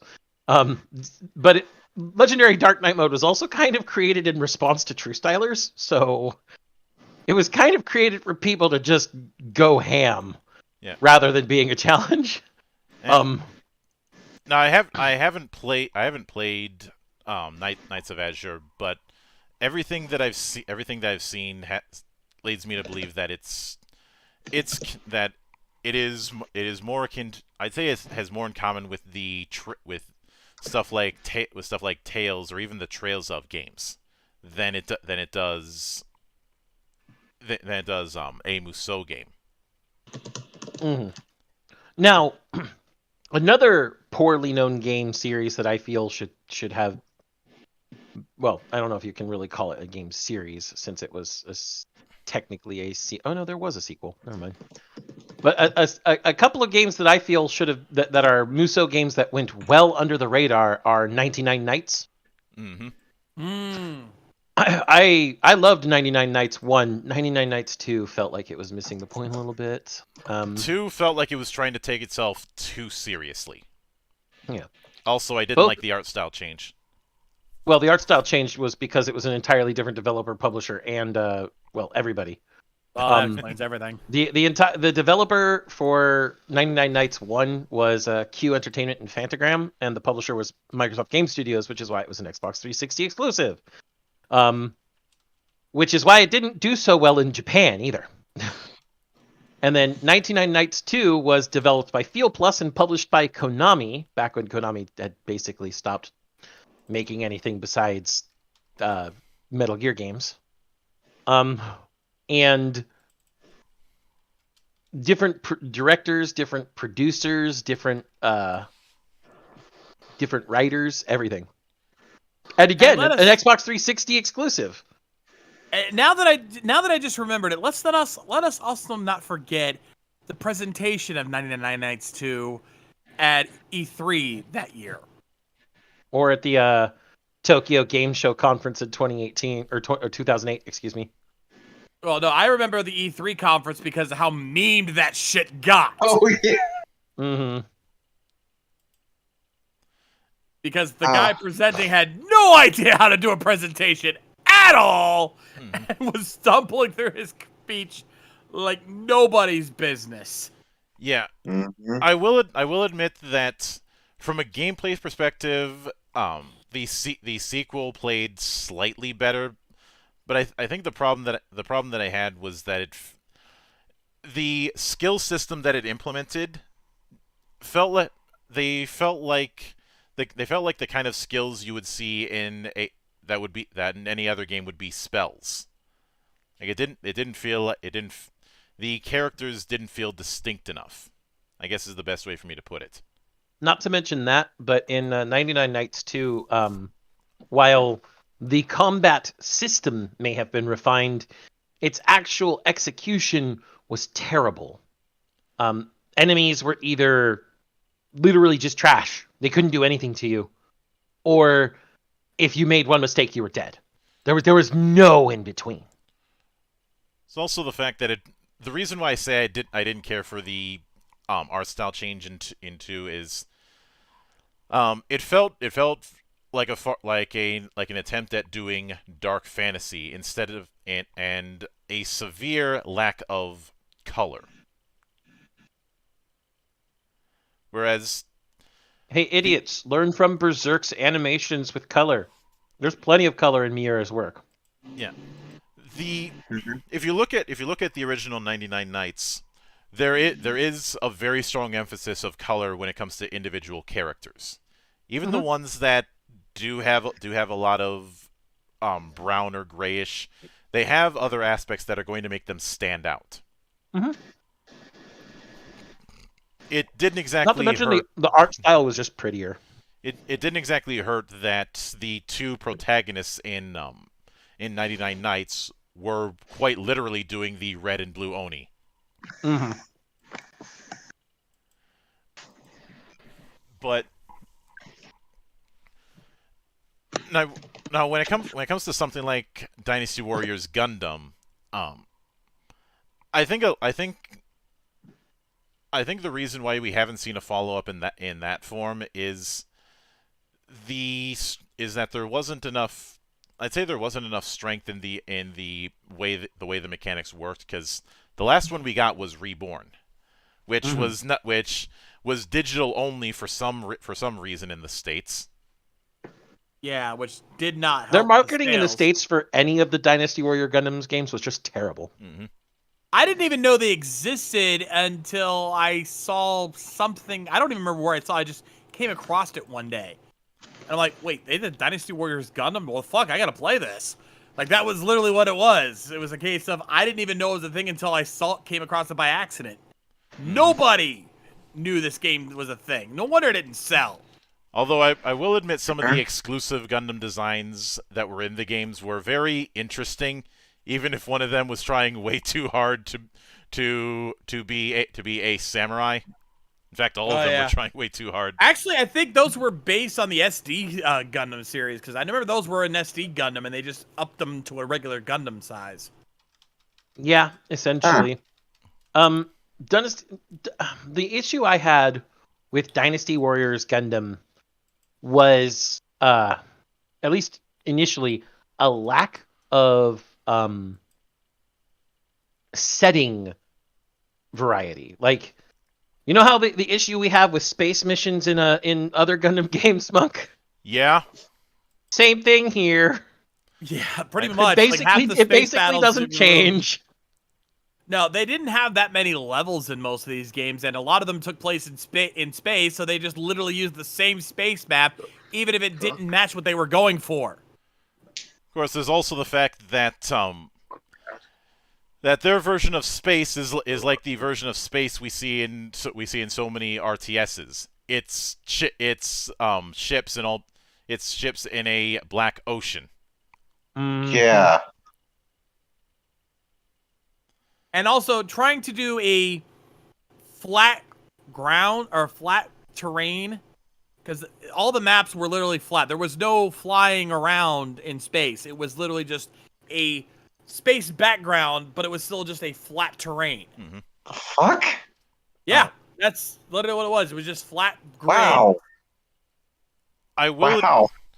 the other thing, and maybe this is just me, but having a, I realize having that recharging gauge for things like boosts and jumps and the like is going to be a staple of many Gundam games, but I'm not sure if it quite fits with the Musou setup, especially since there's not much. This is not a game designed around mobility. However, I will say that Dynasty Warriors Gundam Reborn is still ongoing. What do you mean? It's still on the PlayStation Network and still allowing cross-play and cross-save between older editions, at least until they shut down the Vita, obviously, and the PS3. But the reason it's download only now, Monk, is because it's a PSN Direct game. Reborn is an online. It's like playing. Well, kind of like playing Gundam Evolution, technically. Mm-hmm. And go ahead. I was gonna say the problem is though again they use that as like the testing ground for this kind of thing, and yet never marketed it. Again, unless you were in the know, you had no idea this thing even existed. Of course, it wasn't gonna fucking sell. Nobody knows about it. Exactly. The Gundam Musou page on for the actual game is still up and functional. It just even talks about new DLC from I don't know when. It doesn't have a date on it. Oh well. Mm-hmm. But I'm really sad we haven't gotten a new Dynasty Warriors Gundam. That's true. Yeah, because there's a bunch of new Gundam series out these days. Like I would have loved to seen them do something with Iron-Blooded Orphans on in a Musou styling, because that really would have fit them perfectly. Oh god, imagine if they ever got to the build series. They did in Reborn. Mm-hmm. Oh, they did? Yeah, Huh. that and what was the other one? It was Build and it was hold on. I was just on the freaking page. Crossbone Gundam. Mm-hmm. Huh.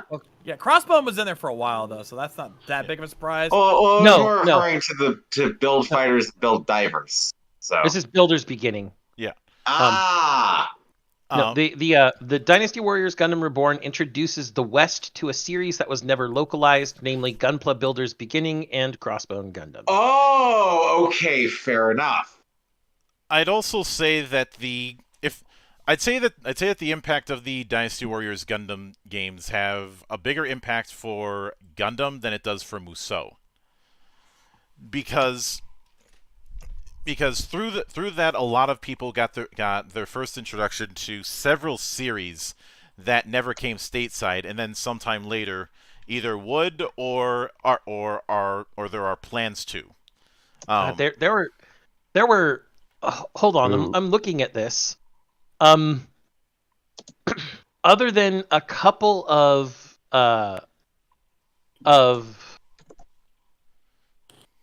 units in the game, there's like 100 units that you could have gotten for this. Mm-hmm. I mean, just a couple of them that people might know. You could get, say, obviously God Gundam. Mm-hmm. I mean, he'd been around since 1, but still. You could get Wing Zero Endless Waltz version as a DLC. You could get the Gundam Double X from Gundam X. That's fucking great. Yes. Wow. They try to make sure that they cater to every single Gundam fan by putting every Gundam they could get their hands on in these games. And with Dynasty Warriors Gundam 2, they even managed to get that one dubbed in English. Nice. Though, sadly, while they got most of the voice cast back, there were a few exceptions, most notably the G Gundam cast. Yeah, well, Mark Gotha had already retired to being a Canadian dentist at that point. Mm-hmm. So they had to get a sound-alike who did his best, but still didn't quite get it. No, it's kind of hard to do that voice, honestly. He did It is. he did a better job than the dub for the first Dynasty Warriors Gundam. This is true. But this is the reason why I just play the Dynasty Warrior Dynasty Warrior Gundam games in Japanese, because then your Domon is always Tomokazu Seki 100% of the time. Yeah. I will also note that I think for a lot of people, those games ended up being a gateway drug to series like Zeta. Double Stardust Zeta. Memory. Stardust Memory had already had a dub, but it's nice to get another shot at it. And the one Gundam series that even Mr. Kill-Em-All is like, yeah, I went too far. That being Victory. Victory, yep. Why do you say he went too far? Why did he say he went too far? Tell them the story, Monk. I'll let you do that since you're the evangelist. He killed children. A lot of children. And had the main character's mother tortured, hung from the front of a battleship, and killed. Fuck. There's a lot of shit that Tomino did in V, including, we're just going to literally mind rape and brainwash all of Earth to be peaceful. The fuck? Thank you for using new type powers in the Angel Halo to try and make everyone go to Mariaism. Oh, by the way, the space crypto-fascists, they use literal guillotines, but they're preaching pacifism. I fucking love Mariaism. It's so goddamn contradictory. That explains the whole thing with Maria being mentioned in Super Robot Wars 30. Yes. Fair enough. Yes, Wow. Maria. She wants to turn everything into a matriarchy to turn it back to a peaceful life. I laugh at that, looking at how many queens started wars in medieval Europe. Mm-hmm. Yeah. And she wanted everything to be pacifist, and they were going to use the fact that she's a new type, plug her into the largest satellite Psycommu ever built, and broadcast her brainwaves across all of fucking, not just Earth, but the parts of the solar system where the colonies were and everything, to brainwash everybody into being pacifistic Mariaists. Yeah. And Tomino went too far? I mean, Tomino, you've blown up the entire universe a few times. Let's just throw out Ideon there for one. But this is too far for you, Tomino? No, killing children, brainwashing people, and torturing the main character's mother, then having her killed is too far, apparently. See, this is the reason why when people play buy or sell with me regarding Urobuchi versus Tomino, I buy on Urobuchi and sell on Tomino every day of the week. I don't blame you. See, Urobuchi has a reason for telling the types of stories he does and how damaging they can be. Tomino, at the time when he was being Kill 'Em All Tomino, was just killing people out of spite for the people he worked with. I'm not kidding. I'm assuming you're referring to the story of how G Gundam got formed. Yes. Which could be considered Sunrise telling him "fuck you" back. Oh yeah. Sunrise and Tomino had a very combative relationship for a while. Mm-hmm. And yeah, G Gundam is I consider one of my personal favorites, and that makes me the anti-Gundam fan. I know, but fuck off. No, it doesn't. No, it doesn't. Any Gundam fan worth their salt acknowledges that G Gundam is a feel-good kung fu movie in giant robots, and there's not any way you can possibly hate it unless you're an elitist purist. So you're not an anti-Gundam fan. You're an anti-Gundam grog. Or an anti-grog Gundam fan, I should say. If you want to see what an anti-Gundam fan is, look at Razorfist whenever he rants about BattleTech, and can't keep Gundam out of his fucking mouth. Now, I think I've probably taken this rail way too far off the track. Let's head back to Musou. Because we still have other licensed Musou games to talk about here. Mm-hmm. Because, you know, I put it on the screen. Before we get to the One Piece, though, we have like a smaller one-off lens. Like, hell, they did Persona 5 Strikers, which is a Musou game. It is classified as such on every site I've looked at. Mm-hmm. and it definitely mixes up the formulas of both Persona and Musou in a very good blend from what little I have played of it. Mm-hmm. And to be fair, when you look at how a lot of the Phantom Thieves in Persona 5 move and fight during battle scenes, I had said when Persona 5 came out, it was only a matter of time before this goes into some kind of action game, whether it be at the time I was leaning more towards a fighter because a precedent had already been set with Persona 4 Arena's duology. But Strikers or something similar I figured was going to happen, because just with say cutscenes and combat alone, look at how say Joker moves. Yeah. Mamiya Ren moves very well. Mm-hmm.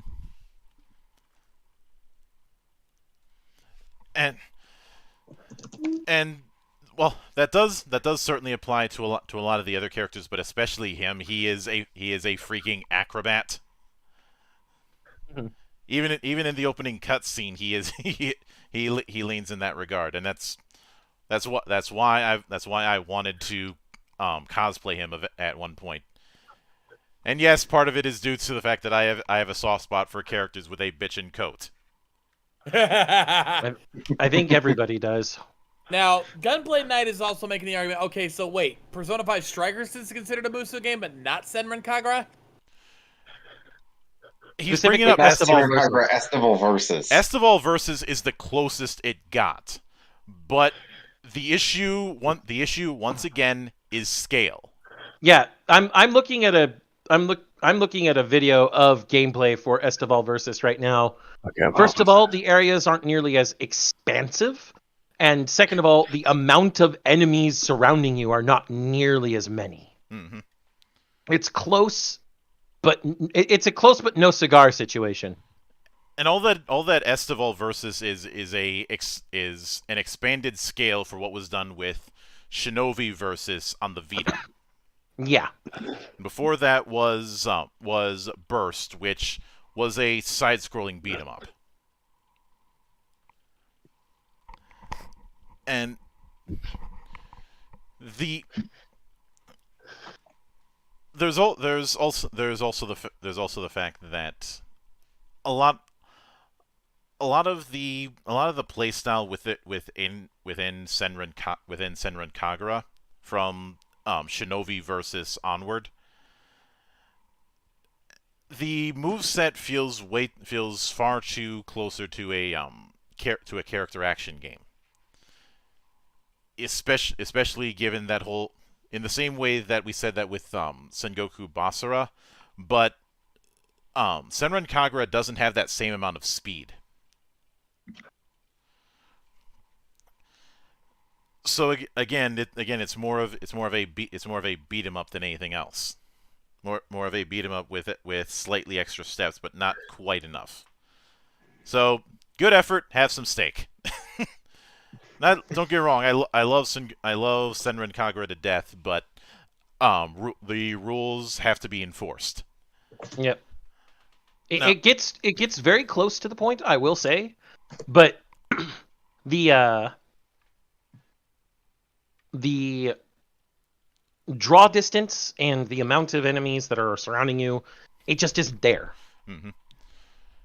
Like, you have maybe tens of people surrounding you, not literally hundreds. And if you look in the distance, there's nobody else there. Keep in mind, when it comes to that whole series, it's only had 2 console games. Yes, it's mostly been handhelds. 2.5 if you want to count that weird side game. But Burst was on the 3DS. Shinobi Versus was on the Vita. And the only main console ones you have are that weird one that was on the Switch that was more like a dating sim than anything else. Estival Versus, which we've already talked about, and Peach Beach Splash, which does not count because that's essentially a water-based shooter, a water-based third-person shooter. It's got more in common with Splatoon than it does Musou.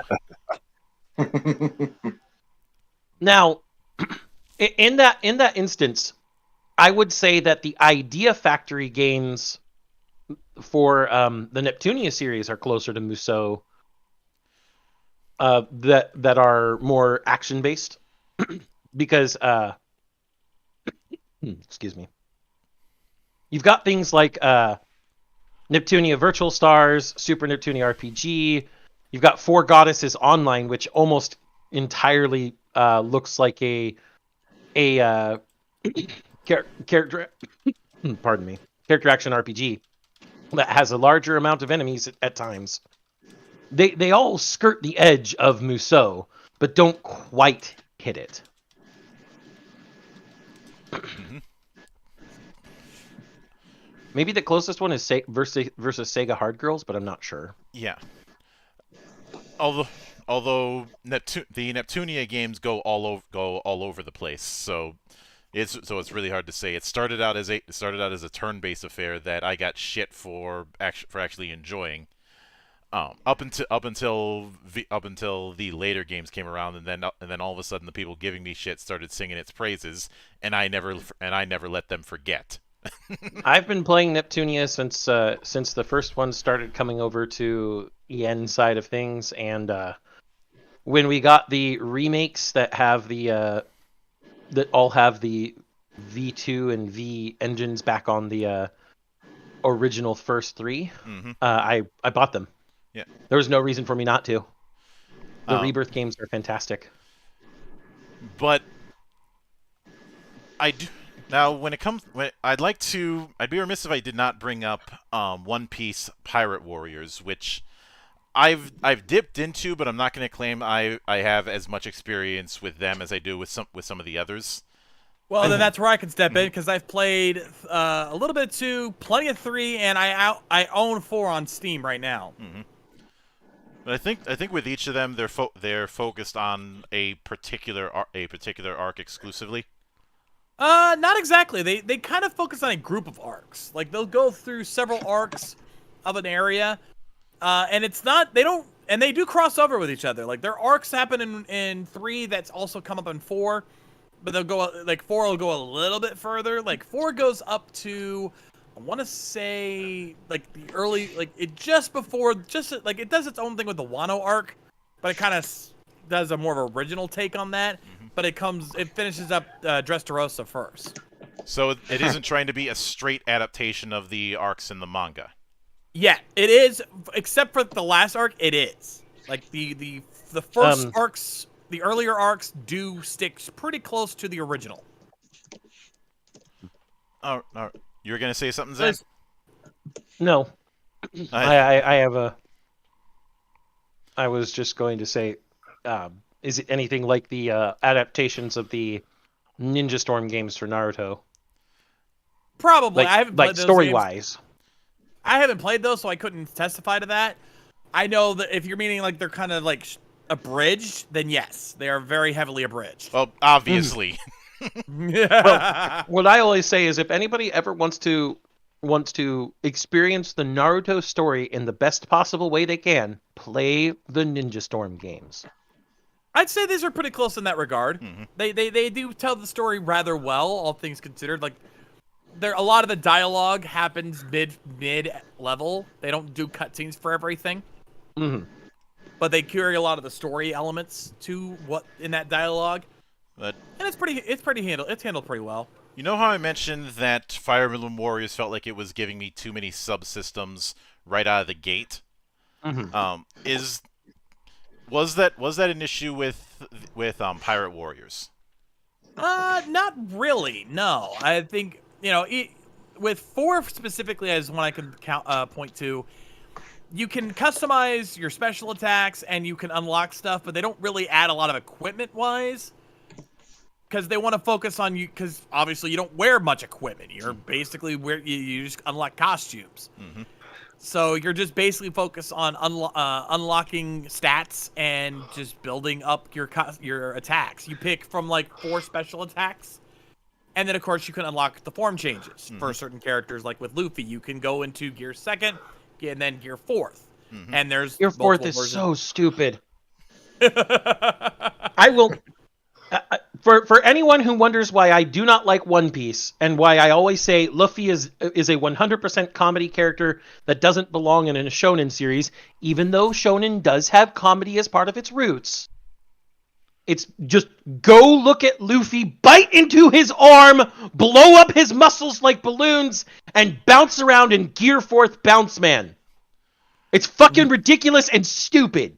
And I'll tell you this right now, Gear 4 Snake Man's not much better. Yeah, Gear 4 Snake Man's just as stupid. No. I will agree. I will agree. It's ridiculous. But then again, anime is ridiculous in general, so it's why I'm not, like, bothered by it. Yeah.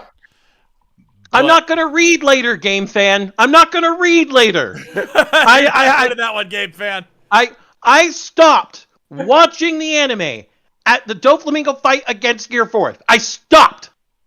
I was like, no, fuck that. I'm not doing this anymore. I don't care if you know something I don't know. At this point, it lost me. It jumped the shark too many times for me to care anymore. Game fan, Okay. let it go. You're not winning this fight. No. You would have an easier chance trying to do that with me. Yeah. Anyway, but yeah, in terms of Manny. oh my god, he's still trying this. Do you have the chiseled Adonis button? Give me a minute to set it back up, but I know which button. Yeah. Actually, no. Actually, no. What? Not chiseled Adonis. Do you have New Jack City? You know what? I think I do. Hold on. Yeah, I think I know which button you're talking about here. Let's set that up, and boom. Sit your $5 ass down before I make change. As an aside, I am looking forward to the comic that Wesley Snipes is making because I think he saw that people really want Blade because of how pissed off everyone was with the rumors. So it was like, okay, you guys want Blade? I'll give you Blade, and we'll go Cyberpunk too. Some of the variant covers for that comic, I think it was The Exiled, they're not even trying to hide that it's channeling Blade, and Snipes in pitching the thing isn't trying to hide it either. He knows what people want. Yeah, but getting back to One Piece Pirate Warriors, yeah, really, when it comes to this game and a couple of the other licensed games like Gundam, it's less, like you said earlier, it's doing more for the franchise that they're licensing for it than it is for the Musou genre itself. Because really, you're playing One Piece Pirate Warriors because you want to play One Piece. You're playing it because you want to play as your favorite your favorite pirates and kick ass and just freaking own people as those characters. You're not playing it for an interesting Musou game. Although, you know how I mentioned that the Gundam games in this setup could be used as a gateway drug to get people into certain Gundam series. Would you say that someone could use Pirate Warriors for a similar thing, or do you think that might be a bit of an ask? If you played like the first couple of games, I think it'd be a good entryway, because first of all, if you could play like the first game and get past the early arcs, which even most One Piece fans will say is not the best arcs, and get straight to the Grand Line, then yeah, I would say it's a good place to start with that. But the later games where they go past that and are already at the Grand Line, you're missing out on a lot. Like if you're playing 4, you're already a One Piece fan because I think it starts at Water 7. Well, as a bit of an aside, you know how I said I'm against taking Dynasty Warriors and doing semi-open world. I'm still not completely all in on trying to do an open world One Piece game. I know that the attempts have been made. I haven't played them yet, but something about the idea of going open world with One Piece of all things doesn't sit with me. I can't really explain why. I kind of get that, though. There was that one game on the Wii that was actually pretty fun. Yeah. I think part of the problem is when it comes to the big issue with open world design is you can't really rely on set pieces. Oda's visual aesthetic is nothing but set pieces. You're not wrong there. And I went and looked to what GameFan said regarding Gear 5th. It's in the council, guys. oh god, I need to see this now. Let's take a look at this. Oh my fucking god! What is that? Jesus H. Tap dancing Christ! What the fuck is that? Literal cartoon, as GameFan said.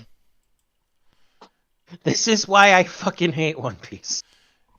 And he's now Gunblade Knight is saying we haven't seen more anime-inspired Musou games like DB games. We have seen plenty of anime-inspired Musou. I'd say the two genres that I see a lot when it comes to games based on anime are either party fighters, which is going to be the vast majority, or Musou games.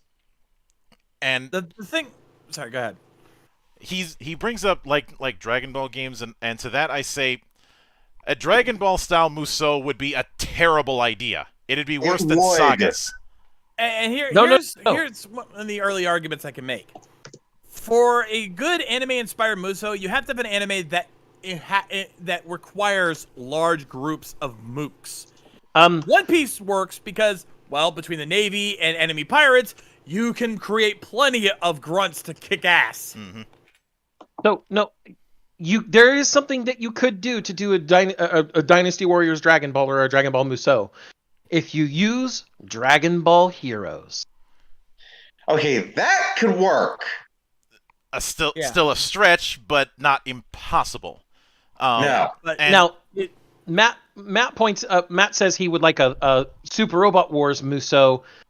Do we tell him about Another Centuries episode now or later? Yeah, I was about to say we already did this with Ace. Yeah, Another Centuries episode is, while it isn't as expansive as Super Robot Wars can be, it is basically what you're looking for. A crossover between different mecha anime for the same type of Musou experience. It was originally made by FromSoft, if you can believe that. Oh god. Now, there is the other Musou style game that we kind of hinted at early on, but we haven't talked about. And that's the Kamen Rider Battle Ride War games. Mm-hmm. Oh yes. Which, by the way, Monk, since you brought up another quick aside, and this is relevant. So apparently, since you brought up Fate Unlimited Codes, same developer. Yeah, I did some research. Same. Yeah, that's aiding. That was aiding. I feel like I should be posting a slowpoke GIF at your expense because you're a little late. Fair enough. Yeah, you're a little late to that party. Mm-hmm. Yeah, fair enough. My mistake. Kamen Rider Battle Ride War. Now, again, we developed by Aiding, and it had the Musou formula, and it had the full Musou formula. It had side missions, back and forth, traveling. You could actually get on instead of gunning a horse, you can always call upon your motorcycle of choice, or if you're playing Kamen Rider Drive, your car of choice. You have access to a rider machine. You have a rider machine. And, of course, you could transform into all your different forms. You know, any side forms, you could just easily switch back and forth when your final form is usually saved for your fight, like as a super special attack. And then you get temporary access to that with its own set of moves in most cases. Mm-hmm. Which created some interesting gameplay styles. Again, you know, Fies ended up being one of my mains in that one because, you know, he kicks ass so quickly, and then you get Axel. Then you turn into Axel form temporarily and just freaking womp on people. And then when you're really ready to kick some ass, you go into Blaster form and just fucking wipe the shit out of them. Mm-hmm. I've cleared so many missions that were like killing so many enemies or going so fast, just with that form, with that character alone. But there were so many different ways to play based on each character, and it was an interesting take. It wasn't perfect. A lot of the characters were utterly useless, and the gameplay got repetitive quickly as hell because it didn't offer much variety. The missions were kind of basic, but you know, again, this was a case of you played this because you wanted to be a Kamen Rider. Mhm. You got to be a Kamen Rider. Mm-hmm. And I could, whenever somebody's trying to do this kind of thing with Kamen Rider, there's always the issue of if form changing is going to be one of the major features, how are you going to account for the Showa era? Easy answer. You don't. They did try to find a slight workaround where instead of unlocking alternate final form kind of thing, they would just kind of have this powered up mode. Oh yeah. It was like a cinematic mode that they did where, like, especially for Black, every time you did a special attack with Black, they would have this like little thing where they would freeze and explain some shit, and then they do the attack. Mm-hmm. And Matt, two things. One, I do not condone the level of slander towards Kingdom Hearts that you are putting in my church. Two, as far when it comes to the whole issue of favorite Kamen Rider, this isn't that particular discussion. But Yeah. Time and place, my friend. When it comes to from what I've been able to see with Batch Ride War, which I will admit I was considering importing at one point solely so I could play as Skull. I do appreciate that the setup that it has is trying to implement the various systems within different riders. Usually with having some representative of their belts on the UI. But I think there was a whole lot of fat that needed to be trimmed, which is why I think Memory of Heroes ended up turning out better. Yeah. Although they really should have switched out 01 for another writer. They couldn't because 01 was the current writer. They had Fair to enough. There was that's the kind of thing that Toei would do is like this is the current writer, he has to be involved. Good point. Yeah. I don't personally because of the character action approach that is there. In that if they had to do it, 01 is at least a good pick to go with. Yeah. Fair. But in this, getting back to Battle Ride War, the problem would end up being is that they had to focus so much on adding so many different writers because they knew everyone had to have their favorite writer in there somewhere. Again, including the Showa writers eventually. That they really didn't have time to implement any new gameplay mechanics and new mission styles. The enemies were kind of basic. There really wasn't much else they could add because they had to focus on adding so many characters. Especially since a precedent had been set with the sheer amount of characters in Climax Heroes, the fighting game series. Mm-hmm. Yeah. And Or even the that amount was a of mess characters for them to in deal with. That was the Gamba same problem. Yeah. There were so many characters they had to add that they didn't have time to really flesh them out. Mm-hmm. And then, of course, you know, the massive influence of Gambarizing. Mm-hmm. That too. Ganbarizing has some of the well, I won't call it predatory, but it's predatory. You need these cards to play the game. What? Slide these Ganbarizing cards in so you can play the game the right way. What? Although I will admit that within Kamen Rider itself there are some series that I think better lend themselves to the Musou formula than others. I have a hard one that I'd say doesn't within the Heisei era would probably be Kabuto. Yeah. That's because he couldn't even clock up. Not unless it were a super mode. Whereas one that I think is a more natural fit is something like, say, Gaim or even Build. Oh Dime, yeah. Build, Wizard, Forze, O's, Double. These all could fit Fuck yeah. that type of game. Although the problem with some of them is when you're accounting for form possibilities, especially O's and Forze. Double Oh, is God, O's, yeah. no, slightly. Yeah. O's and Forze, you make it so that those are part of their combos. They Which switch Forze, they between... did do that. They did do exactly that with Forze. O's, no, they allowed you to switch between any of his major form changes. You didn't allow them to mix and match metals. So only but the you could pure go combos? Only the pure combos. Tatoba and the were pure allowed. combos. Yeah. Because That was how Tatoba they had to worked be around included as his base form. Well, yeah, Naturally. exactly. But any of his, and the way they implement it was that with the pure combos outside of Tatoba, they were temporary. You could only use them for a limited amount of time, and then you had to switch to another one. Yeah. I think if we were going to... Actually, let's do a little bit of theory crafting just for a second.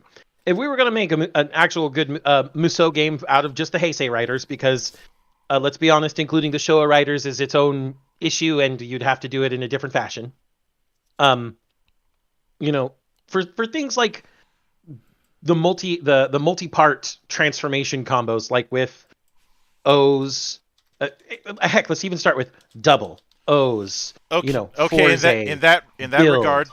No, if we're gonna do this, we're gonna go whole ham. We're starting all the way back. So Oh Jesus!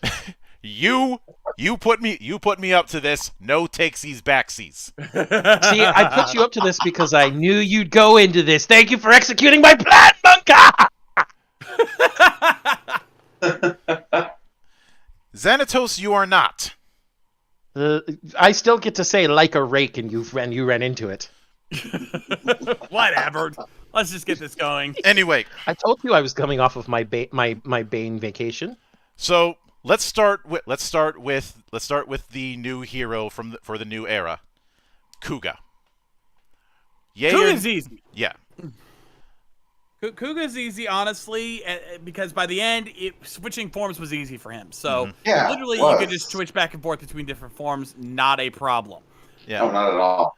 I would say the only forms that I would the forms that I would cut when it comes to that is I'd probably have the golden power as a temporary power up. Oh, Rising? All the rising forms, yeah. As- You could. I think the way they implemented it was you had to build up momentum. You had to build up energy, build up like momentum kind of thing, where you Yeah, the I more think you did enough that's what combos. they did. Yeah, you didn't just access them; you had to build up to them. So I think Battle War got that right. Amazing Mighty, gone. I mean, it was there for like literally the end of one episode, and then was completely nerfed the next when Endagama Zeba showed up. Yep. Instead of use, and of course growing form also out. Because it literally does nothing, and I don't even think they used it in the game. It does nothing, and the only other time it showed up aside from the first few episodes was to emphasize the drawback of Pegasus. Yeah, so perfectly fine cutting those two forms out. All right, moving on to next. Agito. Kind of the same thing there. Like literally, you could switch between Flame, Storm, of course, Ground is your base, and then you could also do Trinity Form. I think Trinity Form you had to earn that one through means. Yeah, I'm fine with that. I think the ones that might be tricky in that regard are Burning and Shining. Well, any final forms are going to be like an ultimate attack kind of thing. I think what they did in Battle Royale with that was perfectly fine. Make that a final thing, a final attack. An ultimate attack, or like we've seen in a lot of the licensed Musous, especially if we look at something like Hyrule or Fire Emblem Warriors. There's actually a meter you build up to go into a temporary super state that you can then use your super attacks in alongside to make them even stronger. Your Musou gauge, and then you're also, I think that's technically a form of the Ranbu gauge. Kind of what they did. It's just that when you activated it, it would start out with a final attack, with like a big attack, and then you could go into that form temporarily. Now, yeah, and I think if we were gonna If we Right. were going to go with one or the other, though, I think we should go with Shining Form just because, well, it's Shining Form. Yeah, I think Burning Form would kind of be like what were doing with the Rising Forms, where you build up to it. Mm-hmm. Mhm. Yeah. I would I would say that I'd probably have burning. I'd probably have either burning or shining being akin to the Shin Musou, i.e., a souped-up version that can only be used when you're at low health. I think for Well- Burning Form that would make sense, and then Shining Form would be the ultimate. Yeah, Yeah. but now when it comes to the other two that were in Agito, and we're obviously not going to do full cast, but I feel I have to with Agito.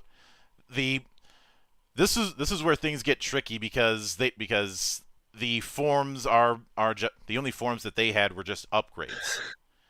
Yeah. Yeah, with G3, it's literally two different suits altogether, so you can't just change them out. So you have to pick one or the other. Pretty much basics there. And then with Gills, it's the final form, so you literally would just use that. Yeah, exceed. And truth be told, I'd be kind of iffy about. I mean, you could, but I'm not 100% on using G3 because it's all guns. I mean, we've had firearm centric characters in Musou games, but it always feels iffy to me. Most games just stick to G3X as the main form to pick from. Especially since with that one you can get away with it. You can get away with his Musou ability being the the minigun. Yeah. Which makes there's a small part of me that wants to have someone do a fusion dance design of G3X and Heavy Arms Gundam. Oh God. Oh Jesus. I've got a bullet with your name on it, and I'm gonna keep shooting until I find it. And even if I do find it, there are more bullets with more names on them. Mm-hmm. But with Ryuki, I know some people might ask how you'd integrate the whole card system with Ryuki, but it wouldn't be that difficult. The only card that would create problems is Strange Vent. Yeah. And I don't even think they implemented that card because I don't even think they put that rider in there. Which was the copy card, the random card. I've nicknamed Strange Vent Metronome Vent. Yeah, no, that fits. That fits. Yeah, I think you could leave that card out in this case because literally you would literally just select. You could just select the card on a menu or something like that. Like I think you just hit L and R to switch between different cards and then just hit a button to activate it, which is what they did in Bataride War. So problem solved there. And of course, final form would be for survive. Yeah, I would say that if I had the ability, this would be one of those cases where I would utilize Odin, what Odin's survive form would have been with all three cards. I know that they did that with the V Cinema, but that was a half-assed attempt. That wasn't even a survive. That was just him using the survive cards to be an ultimate power. He didn't give him a new form or anything, so fuck that. And if you want an idea on how I would have done him at the very least using survive Mugen instead and possibly survive Enryu and Shippu. Or sorry, not Enryu. Rekka. Consider that SIC version of Odin with the wings. Yeah. But most of the games didn't use any outside forms. It was whatever was actually in the main line story. So probably not gonna have to worry about that. Fies, I'd say Fies would be relatively easy as well as Kaisha. I think the Delta might be a little bit tricky. As well as and Saiga is going to be tricky because of flight. Yeah, flight would be kind of tricky. Otherwise, yeah. Again, they didn't really do much. You could build up momentum and then get temporary access to Excel form, and then of course final form is obviously Blaster. That's easy enough. Kaiza doesn't have anything, so that's easy picking. You could just call upon was the right Basha, I think was his? Yeah, side basha. Side Basha. So you use side Basha, and then of course Ryuki could call in Actually, it's actually more than I think about it, the one that would be the most tricky is Orga, because all that Orga really had was a finish that's a big ass photon sword. yeah. I mean, you could do that as a big sweeping attack, kind of similar to what Blaster would do with his kick. Mm-hmm. So that wouldn't be too difficult. Blade, this is where any sort of card system would actually get tricky. Actually, this is how they did it. When you did attacks and beat on opponents, you would build up points, and you would spend the points to play the cards. Mm-hmm. So the more points, the bigger card combos would cost more. Yeah, and I'm guessing that with how they did that, you had to build up AP to get Jack and King forms. Jack, yes. King, no. King was final form. All right. Let's see. I'm trying to remember who was. I'm trying to remember what. I think after Blade was Deno. No, Hibiki. Hibiki. Okay. Hibiki's easy. It just goes into Kurenai and then into Armed. Mm-hmm. Yeah, I would say you'd have to build up to Kurenai, because much like he had to train himself and build up to Kurenai, that would be the thing with that. Mm-hmm. But Yeah. then for Armed form, it's final form. So boom, problem solved there. Yep.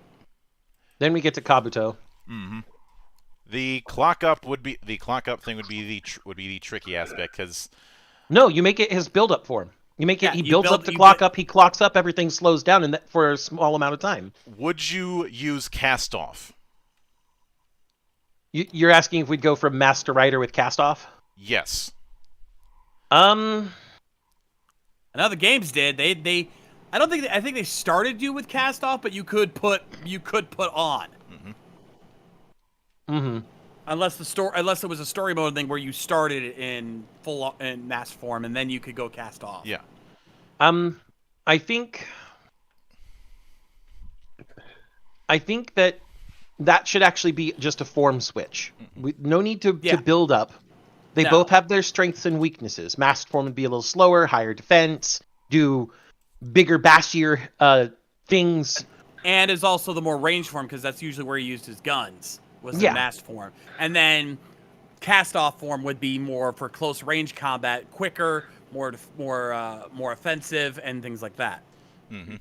I like the fact that on the Common Rider wiki it says after clock up near the speed of light for his maximum running speed. And then of course hyper form would be his final form. Easy pickings there. Yeah. And then you could do a hyper clock up if you wanted to. Hyper clock up I would not do, because that's going back in time. No, Yeah, I don't- You I use don't see hyper really- clock up for an ultimate attack while in hyper form. Yeah, I think you use that in a cutscene for a attack, but I don't think you could actually implement it as a mechanic in the game. No, it would definitely be an ultimate attack. Yeah. And we could even do something cheeky and have Kabuto say something like, "You're already dead." Wait, that's the wrong show. No, he wouldn't do that. I believe in Yeah. the games they actually use the hyperzector for this one. Like they Oh, use fun. yeah, they use the and you could use I think initially you'd use the gun, but you could call upon the sword. Mm-hmm. Mm-hmm. And incidentally, when it came to the Cerberus riders in or I should say Kerberos in in Missing Ace, I would have, instead of doing them as individual, I would have done it as a trio, that the individual ones you're switched are the quote unquote forms. Yeah, If you wanted to go that route, you could. could have worked. I'd say it would be more interesting than having each one of them be on their own thing, because it's clear that that's meant to be used as a group. But then there's the one that never fucking ends, Deno. This one's pretty easy to switch between the different forms. The question I think becomes, which final form do you go for? Do you go for Here's form or liner form? I'm going to be a little bit controversial. Climax.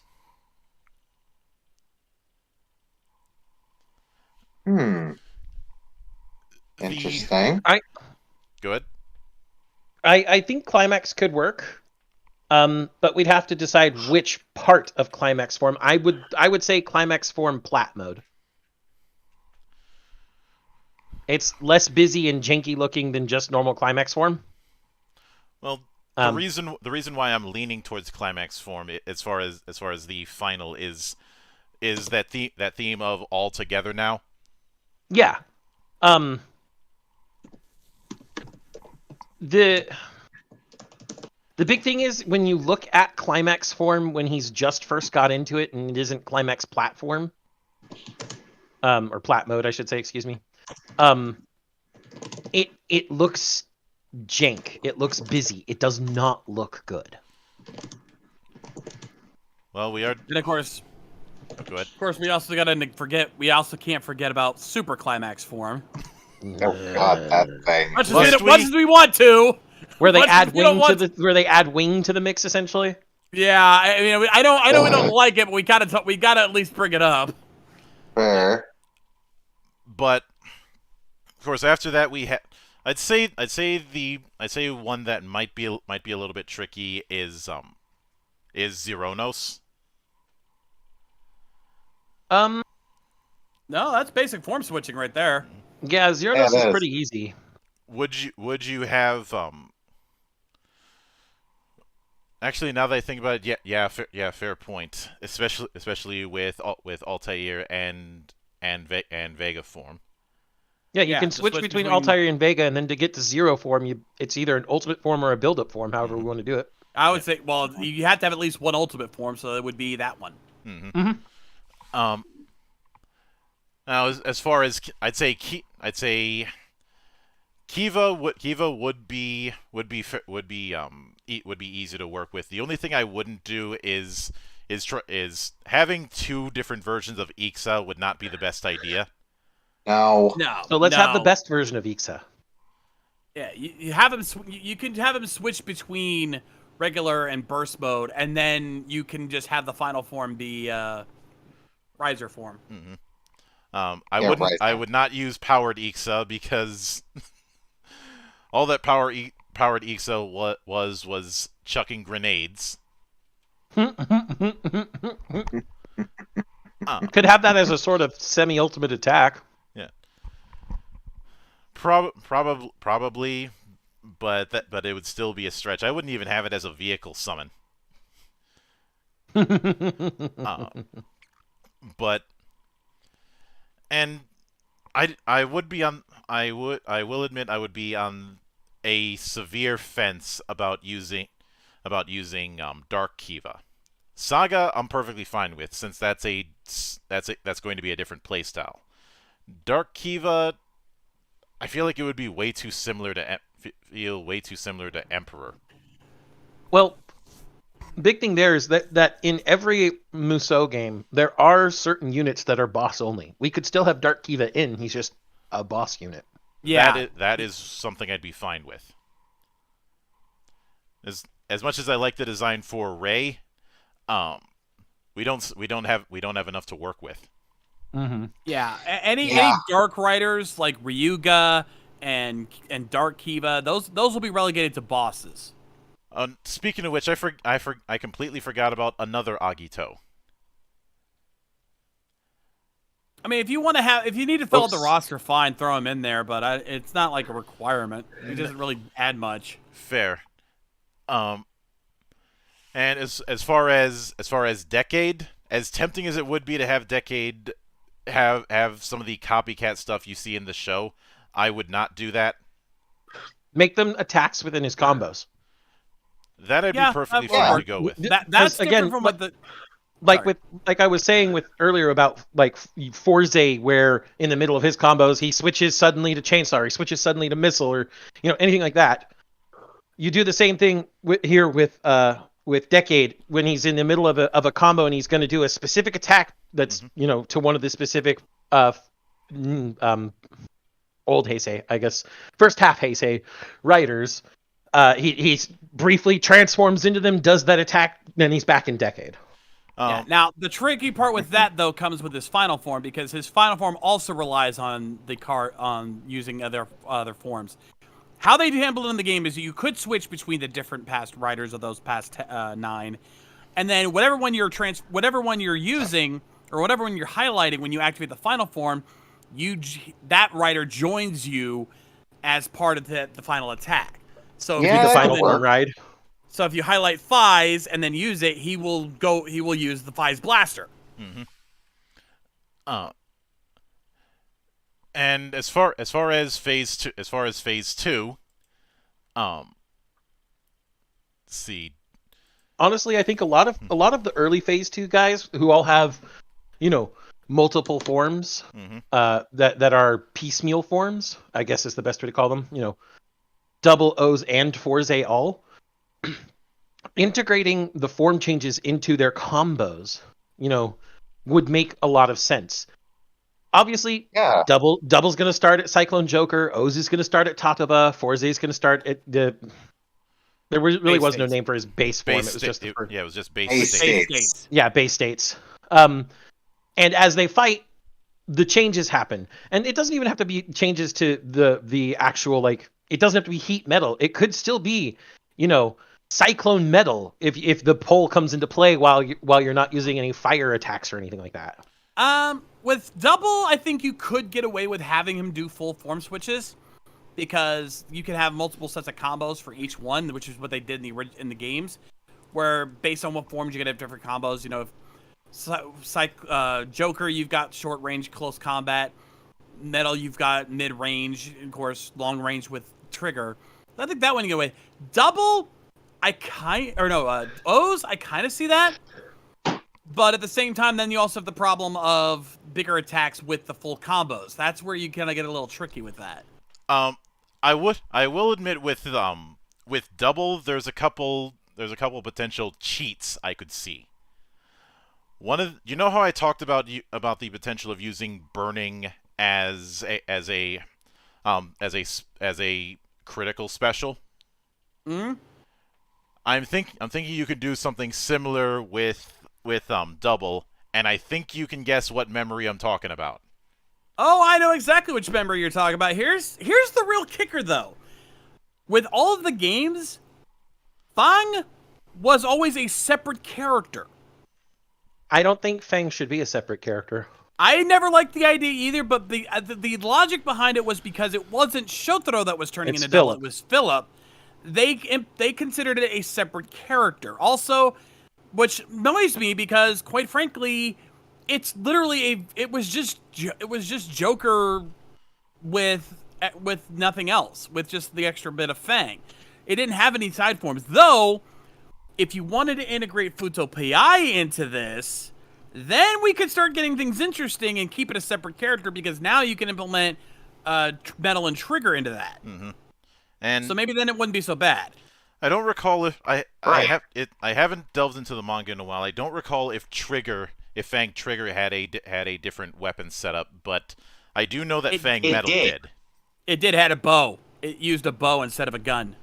So my big thing there is, even if we do integrate Futo Pi and that makes Fang a separate character, what happens when Shotaro needs to be on the map?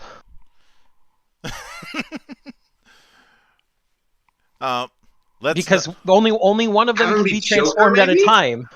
Have him just be Joker? Maybe. But then you lose everything that's part of the Double kit, including the build up to Cyclone Joker Extreme. Yeah. But I personally, I think keeping them as one character is the preferable way to keep it going.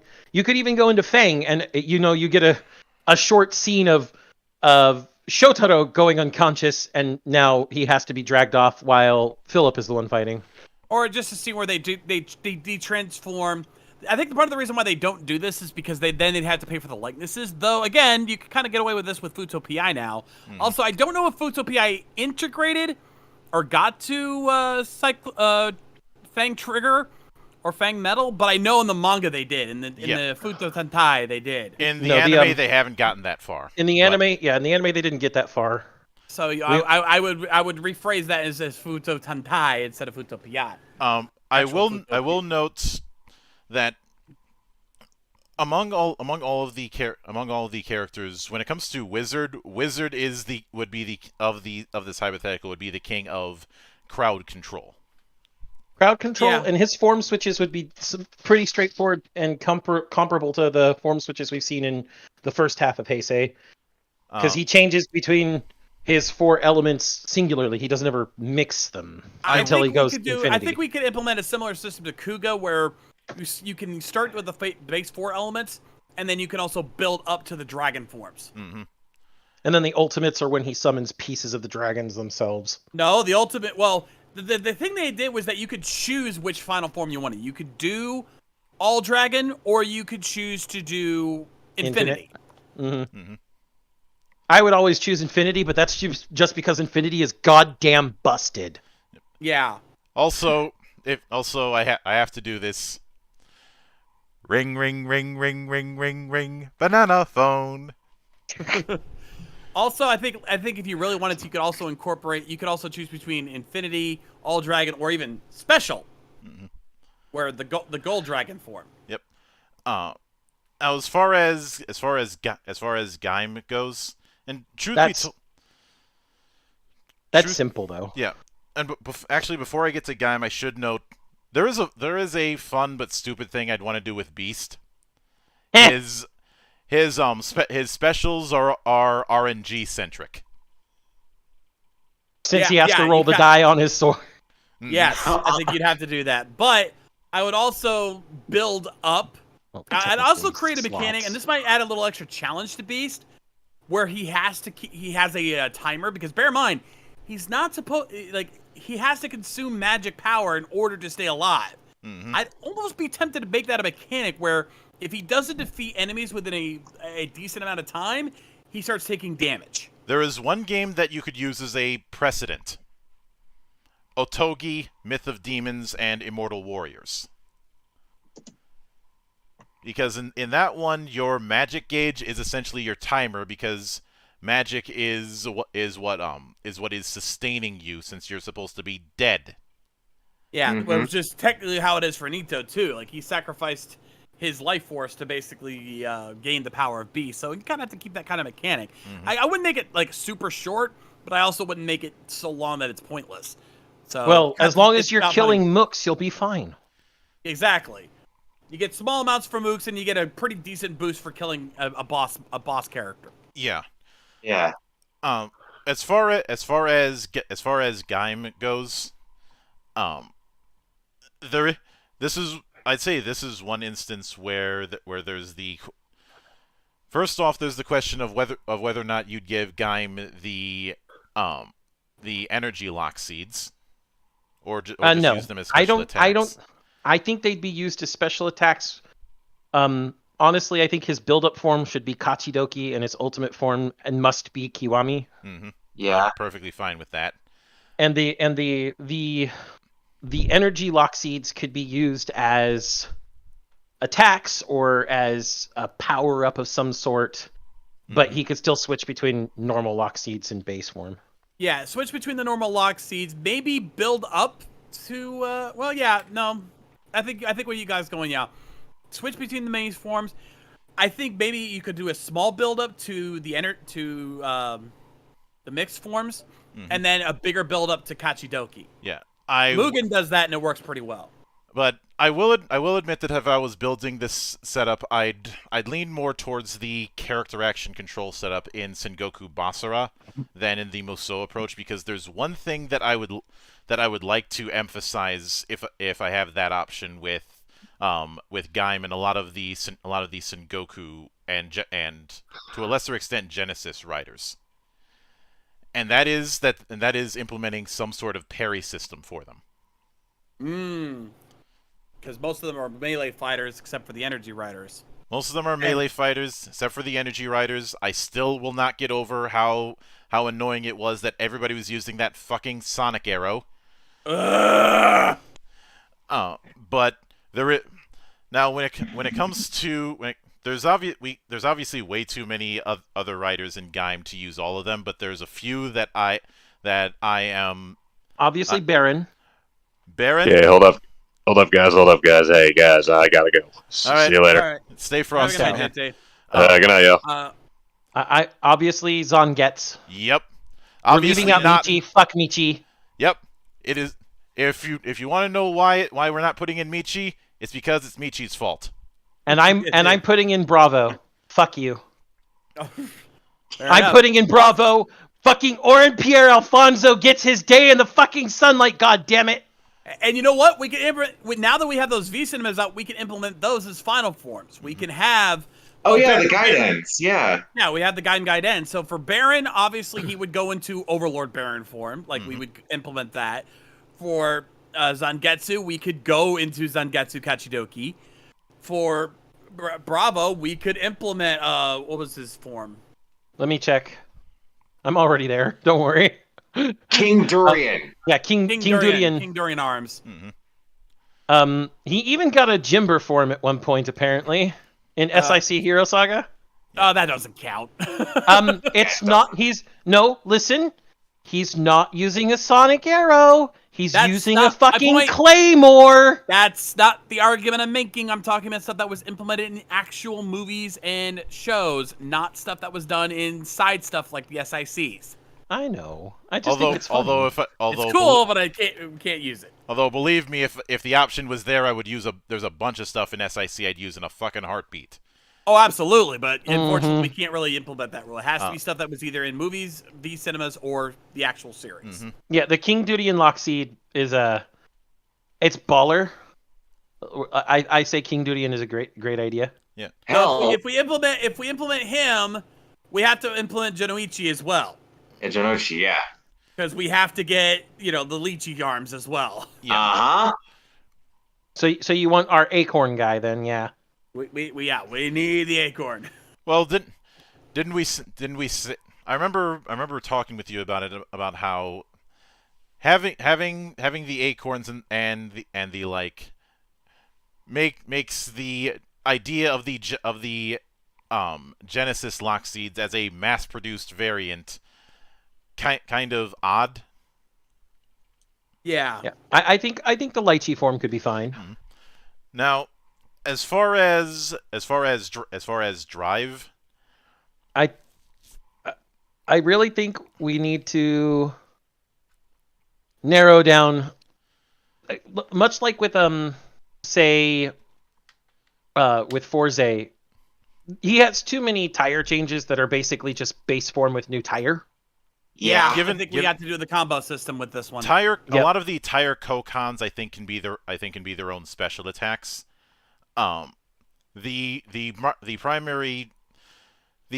primary forms that I'd go with is still speed as the base, and then wild and technic. And changing between those three. Yeah. Change between those three and have different combos based on those three based on the tire Kokons that they used on those forms. Then of course you also have Dead Heat that you could also implement. That could be a build-up form, and then build up further into Formula. And of course, Trideron would be the final. Yeah. Then there's Ghost. Do I have to talk about Ghost? Yes, we have to talk about Ghost. If we had to talk about Ryuki again, we have to talk about Ghost. Hey, no, on this one. You're the one who brought this on yourself. You Monk. started this, Monk. We gotta finish it. One of these days, Ghost is gonna get the reconstruction treatment. I swear to God. So should we implement all three riders, or should it really just be Takeru and Makoto? I don't think Spectre is not Spectre. Necrom is different enough to warrant its own slot. I think just focusing on Ghost and Spectre is all that would be necessary. Okay. Well, the Considering how here's many the- here's- icons we're working with, how should we limit this? Yeah, that's the problem because those two, especially tactically with how many different icons he used, I think once again we're gonna have to go with a combo system and build up. The tricky part is really going to be what's the middle form? Tokon boost. Yeah, no, not Tokon Boost. The one after that. Grateful. Grateful's the tricky part. I think Grateful can be used as a final. Sorry, you got Mugen. Yeah, Mugen has to be final. Great. As Grateful. as much as we'd like it to be the final form. So sadly, we can't. here's the thing. It'll have to be a 2-stage buildup. You have the combo system for the normal Ghost Parkas and icons. You go into Tokon Boost at the first half of your build-up. You go into Grateful with the Icon Driver G, with the full build-up, and then of course your ultimate form is Mugen. And I think to make this easier, we could separate certain icons for base form and Tokon form, so that way. Tokon form used most often. Goemon, Ryoma, Himiko. It had a Tokon version for every one of his base ones. But he never used Goemon, Ryoma, or Himiko outside of Tokon Boost. That's why I'm saying I think we should implement those as part of Tokon Boost. If I had to trim the fat in terms of form availability, there's two icons I would go with first. Musashi and Robin Hood. So you have an all-round style, you have a melee centric style, and you have a ranged style. Okay. What about Newton for punchy punchies? I'd say that one.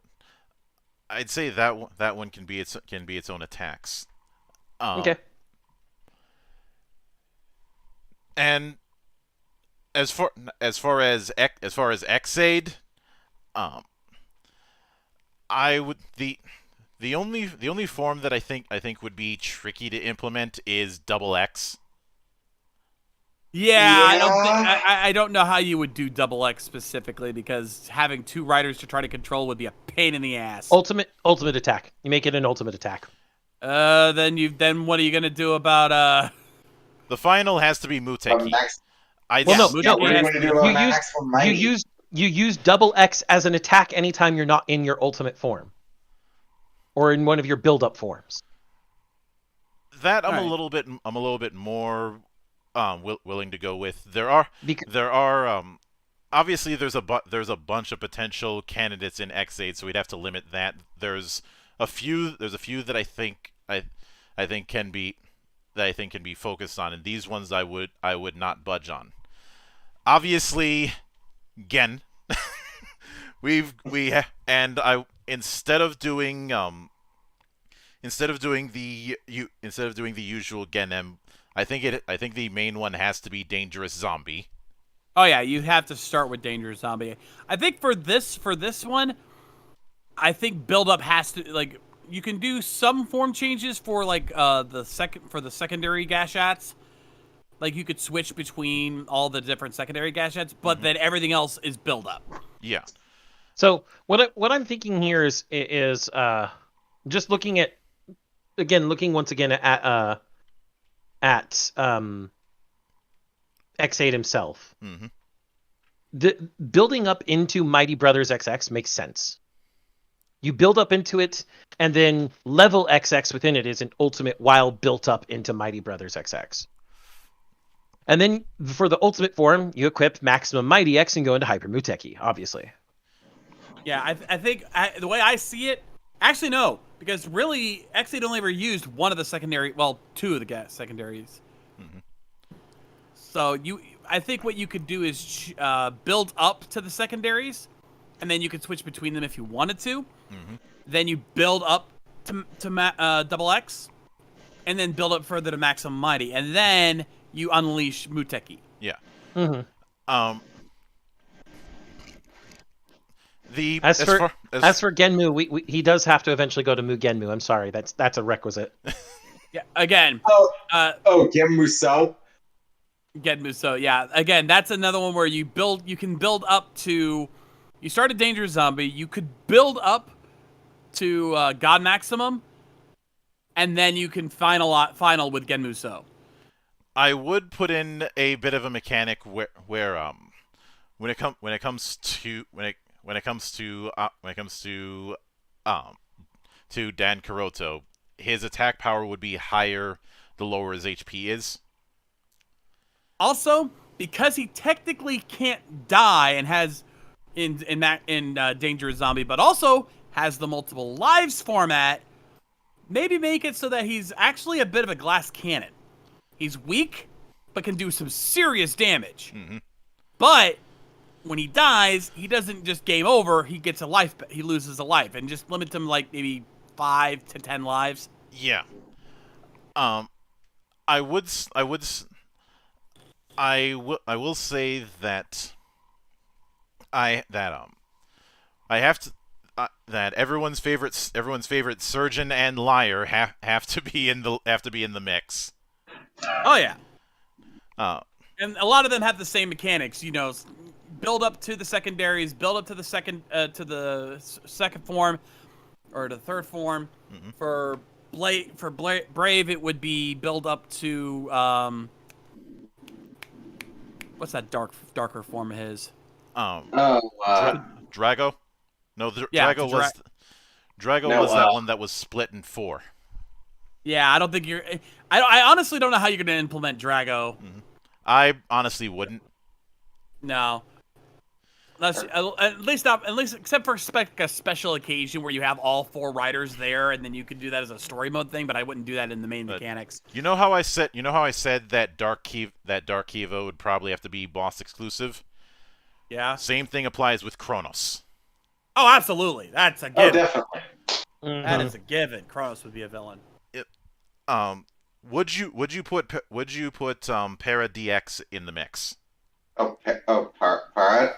Mm-hmm. Peridot. Paradox. I'd say that's the joke. no. I'd say maybe as a boss. I think you could have him as a boss character. He's as a boss, and he's also part of the attack with Double X. Yeah.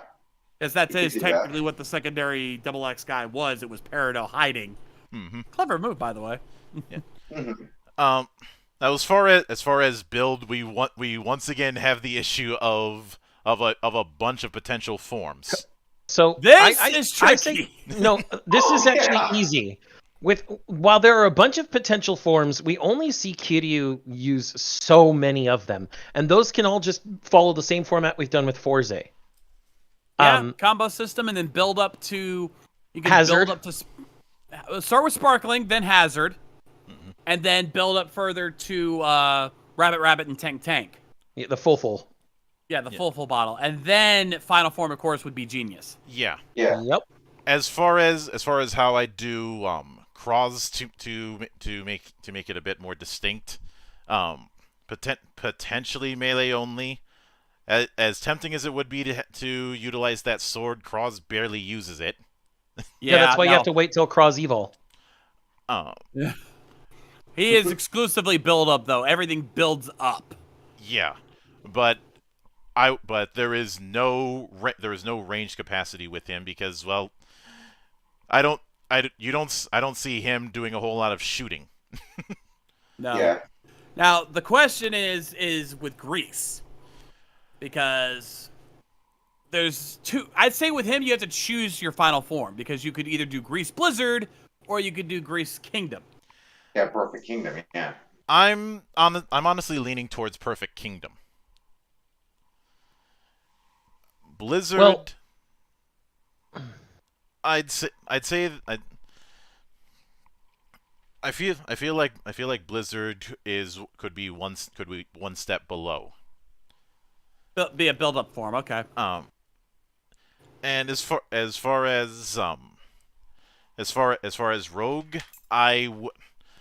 the mismatch forms, I would not use those as playable. Those would be No, you're starting Crocodile. You are starting Crocodile, And his final form would be Prime Rogue. Yeah. Hmm. And to that same end, Evolt is boss only, especially Boss only, yeah. especially Yes. since Evolto is boss only. The only time you see Evolto pop up is Cross Evil. And even then, that's technically, Banjo. Mhm. Using his Muscle Galaxy bottle. I still fucking laugh at that name. I'm I sorry. know, right? Muscle Galaxy. but By the real quick, Shades, the form of Brave you were thinking of is the form that he gets with Tattle Fantasy. That's the one. Yeah, Fantasy Gamer level 50. Fantasy Gamer. That's the one I was thinking of. Yep. And then of course that one, Title Legacy would be his final. yeah, That's the Yeah. one. and as far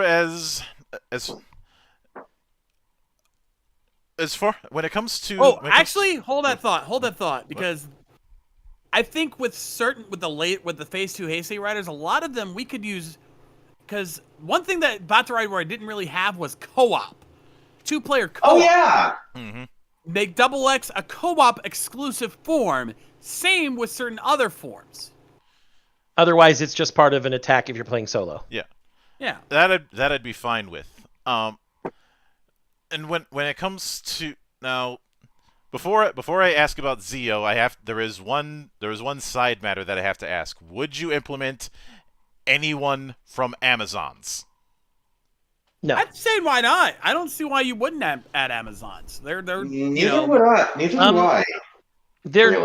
They're technically, I would like to say that technically they're considered a side series that isn't part of any era. They're an EX, not an actual season. True, but I mean we're already implementing V Cinemas as it is, and we could. But still we didn't implement G. That's That was because a joke. That was a joke. I don't care. That's still an EX. All right, within fine. We'll Heisei. throw G in there. Fuck it.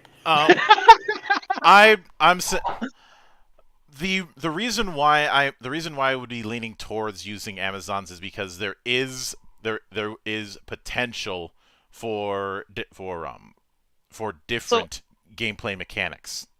Also, the other reason I'd be hesitant to add Amazons is it's a remake of Amazon, and it might be misleading to some people looking for the original Amazon. Well, we're not really focusing on the Showa era, so we don't have that I know. problem. I know. The design of, say, Amazon Omega, nobody's going to confuse that with the original Amazon. That's true. Yeah. Plus, again, especially with Omega, there's like already form switches. You could have him go into Neo form if you really wanted to. Mm-hmm. I'm just looking forward to Black Sun, to be honest. There's another one we'd have to implement too, Black Sun. No, Black Sun's Reiwa. We're only doing Heisei. But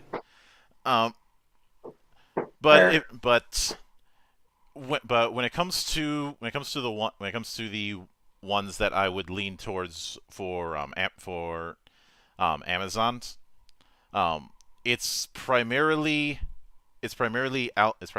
Alpha and Omega. You could throw in Neo if you really wanted to. I would say if you're gonna throw in Sigma, make him boss only.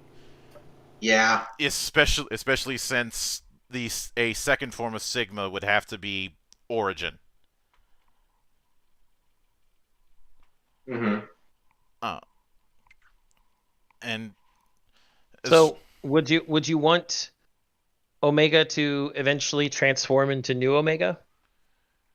That's what I was saying earlier. Yeah, you could build up. You could have his final form be New Omega. Mm-hmm. Okay. And then maybe for Alpha, have his eyes go gray. Yeah. As far as ZO, we once again have a problem of a bunch of different setups. It's gonna have to go down to the combos and buildups again. Mm-hmm. All of the past armors would have to be like combo attacks. You could use each one for that, and then build up to Geo 2. I'd say Decade's too of its own thing. I wouldn't even bother. If you could find a way to implement Decade, fine, but I'd say not worry about it. Build up to Geo 2. Build up to Zeo Trinity.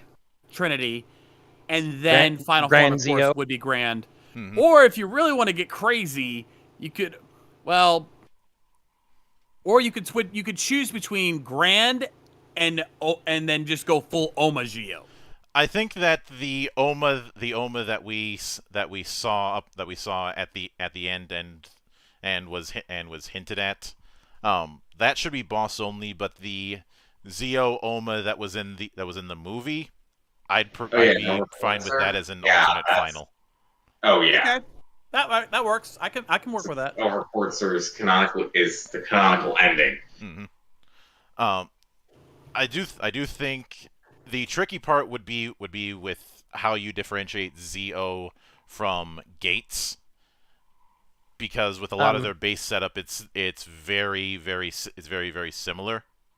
Well, I mean, Gates uses secondary writers, and while Soda uses main writers. That's the big thing. Not entirely. A lot of the forms that Gates used were main writers. Like he used They were. flies. Despite him being a secondary writer, his armors were based off the mains. The only time the secondary writer thing was doubled down was Gates Majesty or Gates McDonald's. Which would obviously be his final form, and then his build-up would be Revive. Revive. Yeah, Revive. Yeah. Which I would say with Revive, I would have Goretsu and Shippu as individual forms you can switch to a lot more quickly than normal. Yeah, once you build up to it, you can switch between those, and then for Waz, you would just be able to. Waz switch is easy. He switch between switch between the three different forms, and then his final form would be Finally, and he could switch between the three different forms of Finally between Wakusei, Taiyo, and Finally. Finally, Wakusei, Taiyo. Yeah. I would not have it that it's the white Waz who has that. No, of course it'd be regular Waz. Of course it'd be Kudo Waz. You don't use white Waz. And if I could get the original actor for it, which is in Ask, I would, or at least somebody who can give us a good enough UI. Well, yeah, you kind of have I would say that would be a really good idea, especially if you go Grand Geo.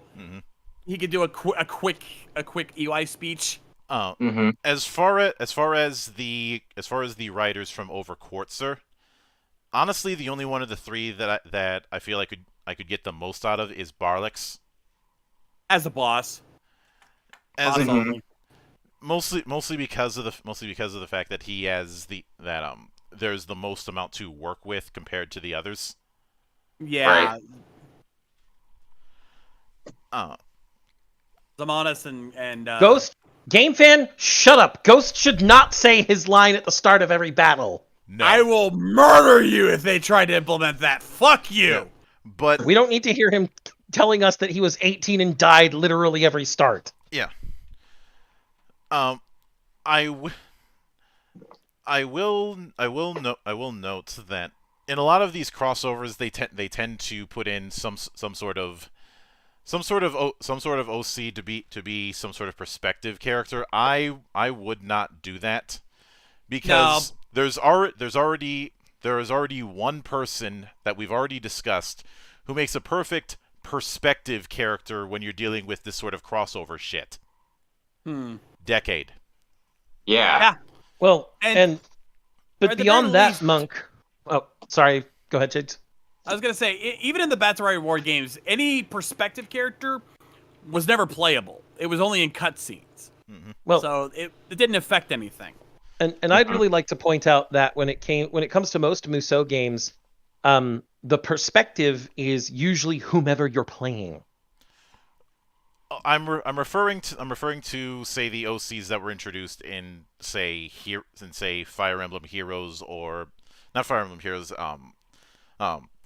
Dragon Quest Heroes and Fire Emblem Warriors. I know I railed on that concept, but Decade provides the best framing device character to have as a primary perspective in a campaign, because ever since the end of his series, his whole thing has just been hopping around between dimensions as he pleases. He doesn't even need the photo cafe anymore to jump dimensions. He can just do that whenever he wants.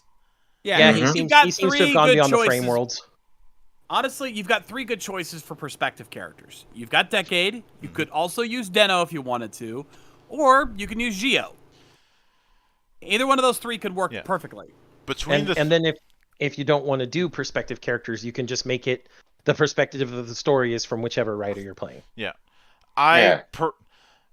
Though doing that creates its own problem, because then you'd have to do a bunch of mini campaigns with each primary writer. Dynasty Warriors did it before. Yeah, and you'll notice that they haven't been doing in the last few entries with Dynasty Warriors. They haven't done that.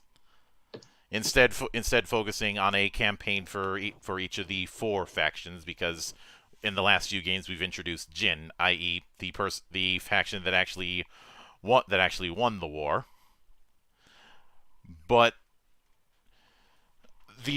it's for that reason that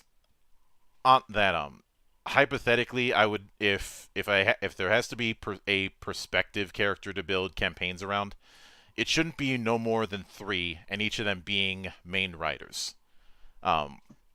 Decade is definitely one of them, since his mindset after his series seems to be seeing whether or not the world is worth keeping or worth destroying.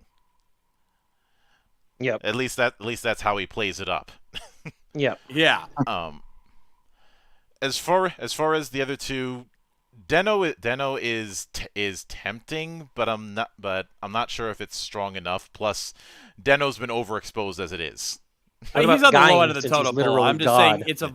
Yeah, I'm saying Deno's on the low end of the totem pole. It's still viable, but I wouldn't say it's my first choice. Yeah. Well, like I just threw out there, what about Gaim? The man of the beginning is literally a god at that point. Eh. I would say outside of Decade. This may sound like favoritism, but the second one that I'd go with is Double. That does sound like favoritism and pandering. Go on and continue to do it. But just as but you have an easy framing device. Him seeing weird stuff happening in Futo and places and things being out of sync with the rest of the city.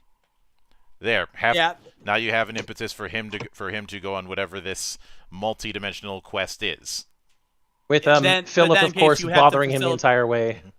Yeah, I think at this point, though, that if you did that, you'd have to involve Decade anyway, because he would have to be the one to facilitate the traversing of those worlds.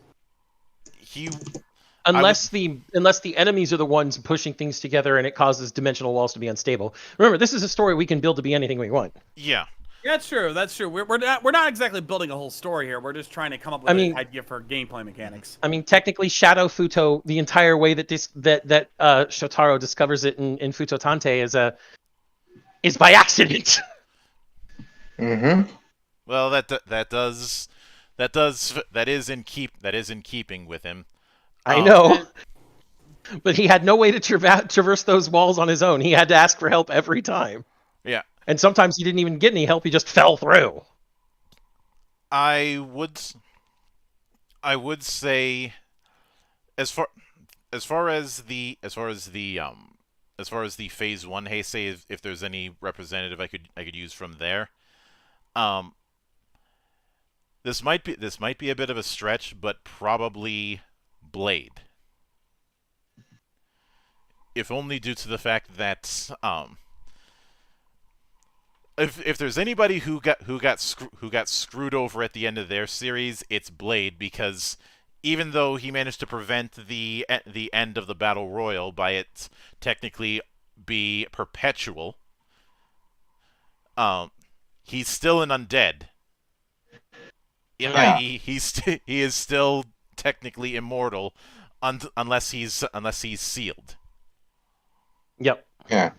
Blade's you can have him wandering around trying to figure out what the hell's finding out something's going on, and being drawn to it, almost like it's a new form of the battle fight. Yeah. What about I mean, we already talked about how Kabuto's hyper clock up is, well, literally going back in time. What's to say that Kabuto isn't testing around with that and sees weird shifty bullshit in a due to that particular perspective of how he travels? I'd say in his case, that particular time travel would be a case of him finding a particular point in space-time that is completely blocked off. He cannot get in. Yeah, there's plenty of ways we can get them involved and get them understanding. Yeah. Mm-hmm.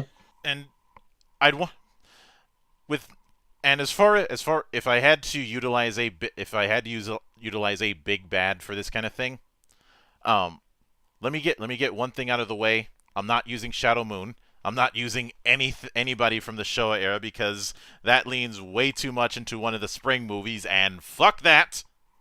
Nope.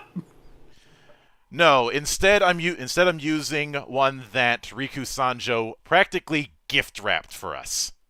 Good old Foundation X, which one of the Battle Royale games actually did involve Foundation X. Mm-hmm. And Foundation X manages to make a lot of trouble even after they've been destroyed if Futo Tante is anything to go by.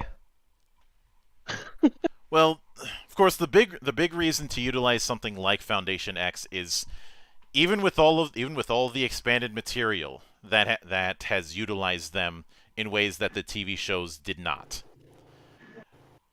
No leadership has ever been identified for that organization. It's always been individual cells or rogue elements.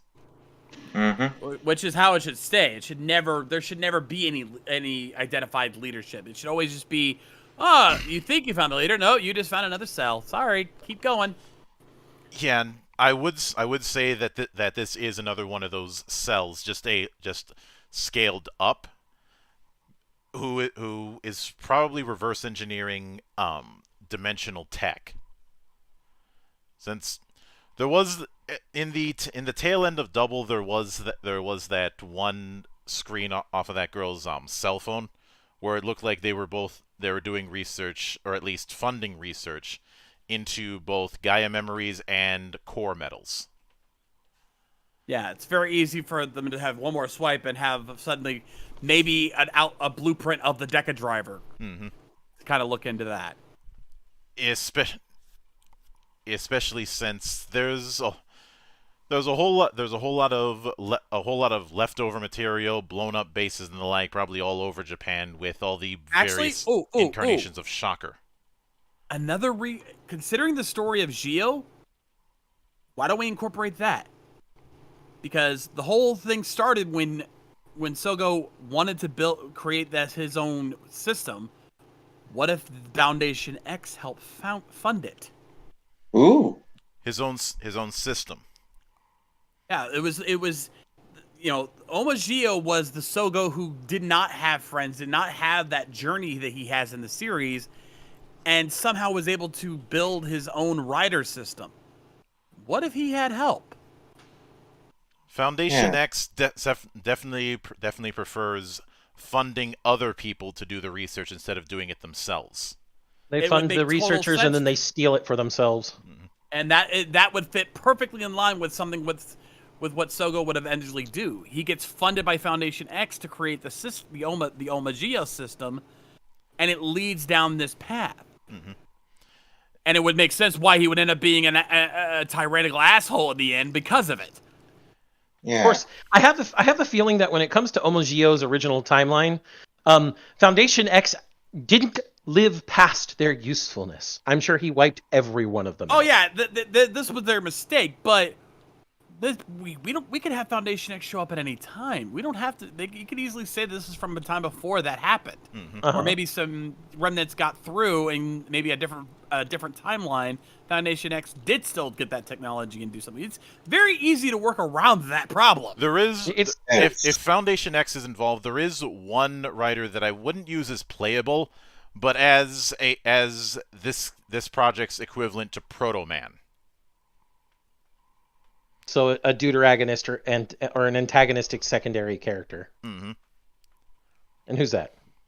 Well, since we're dealing with Foundation X, there's a few small potential ones, but I would like to ask one question.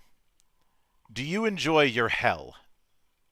Oh, Eternal. Jikoku Tamashimina. I knew before even asking that's who you were referring to. I mean, and again, he's been in the games already, so it wouldn't be hard to implement him. Yeah. If someone were to ask me how I'd implement someone like Skull in this, as much of a stretch as this may sound, I would not use Skull as playable. I'd have Skull as a mini boss. Mini boss or one of the allies on the field. We could just say it's an alternate version of Skull from another dimension. I mean, Decade already implemented that idea. Instead of the because of the fact that we're dealing with time, space, and dimensions, I would actually go with the version of Skull that you saw in Movie War Core. And the bots are back. I got it. We got it covered. Also, I gotta argue that because the version we saw in Movie War Core was a flashback. Exactly. He ended up getting displaced in a different point in time. No, that was just a flashback viewed through a memory of Akiko. That was not. Yeah. That was about a decade before the events of Double. Yeah. So it was just the beginning of the Gaia memory crime wave. Mm-hmm. That's not. That doesn't work. No. The only way you can implement Skull is to use the alternate world version that Decade lets Shotaro see at the very end of Movie War 2010. In that case, I would utilize him as a boss fight as a test. That's what I was thinking too. Yeah, have him be like, it's time to test to see if you're really hard boiled. The way I envision it is that it is a test built on a misunderstanding, because of that AR setup. Yeah. Skull in that alternate world is still mostly a semi-solo act alongside Shroud, and seeing the double driver and its form, thinking that it was an advanced version of what he has that was made by Museum, i.e. Skull thinks that Double is a hitman from Museum. Oh, it makes sense too. That works. That's the approach that I take with that. Also, I just realized that I forgot about Birth. Who? What do we care? What? Oh, fuck you. Ow. I Birth. had to. I think with Birth, you would have to have him earn cell medals, and then you could spend them to unlock the different forms, and then of course the final form would be Birthday. Yeah. Mm-hmm. I would if you do that, would you have it that each of the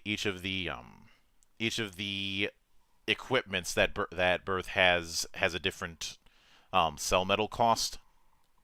I would say so. Yeah, I'd say stuff like the cutter wing is rather cheap, whereas something like the chest cannon is probably a little more expensive. Yeah. And and you can probably use Birth X as a final for all of the 2 minutes that it was there. No, you know who I want in instead of Birth? I want Prototype, so that we can get Rebirth, which was in Kamen Rider Wizard: The Sorcerer's Apprentice. Possibly. Now,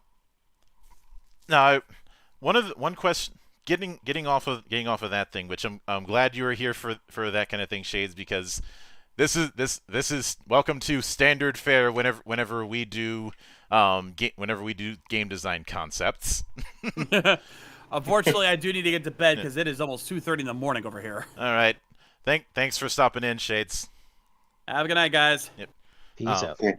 But I think earlier basically- there was the question of what IPs we would want to adapt into a Musou game.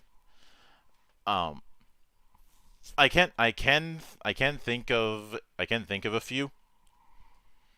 I would have said Berserk, but that's already been done. Well. That's a good question. I know this is gonna sound blasphemous to some people, but I'm gonna throw Final Fantasy in the mix with the assumption of it being of using kind of the framework of Dissidia. There's a game that is a Musou game that never came to the US because I don't know why Level 5 give us Megaton Musashi already. That was supposed to come to the US, and then it never did. And I'm very unhappy about this. And now they're putting out Megaton Musashi X. I want that too. But neither are going to be in the US. I am unhappy. One that I argued for a long time ago was Suikoden. Suikoden could work. Although nowadays I'd say Eiyuden Chronicle Chronicles. because fuck you, Konami. Kill the Kill. I know that we had Kill the Kill If, but that was a party fighter. That was a fighting game. That was not a Musou game. But there's that point where they're fighting all the students, and then there's that point later on when they're fighting all the covers. It's plenty for mooks everywhere. Mm-hmm. Plus we can use that to make certain people on Twitter mad. Because Tekkaman Blade. Now you're the one who's pandering. You bet your fucking ass I am. I'm certainly not opposed to the idea of using Tekkaman Blade when it comes to this kind of thing. There's plenty of minor Radam for him to kill, and then of course the enemy Tekkamen are the enemy generals. So here's the big question though: do you stick to one, or do you include two? That's an evil question. Yes, it is. But I have to include two. So with that in mind, as far as a final boss or even a super boss, would you use dead or evil?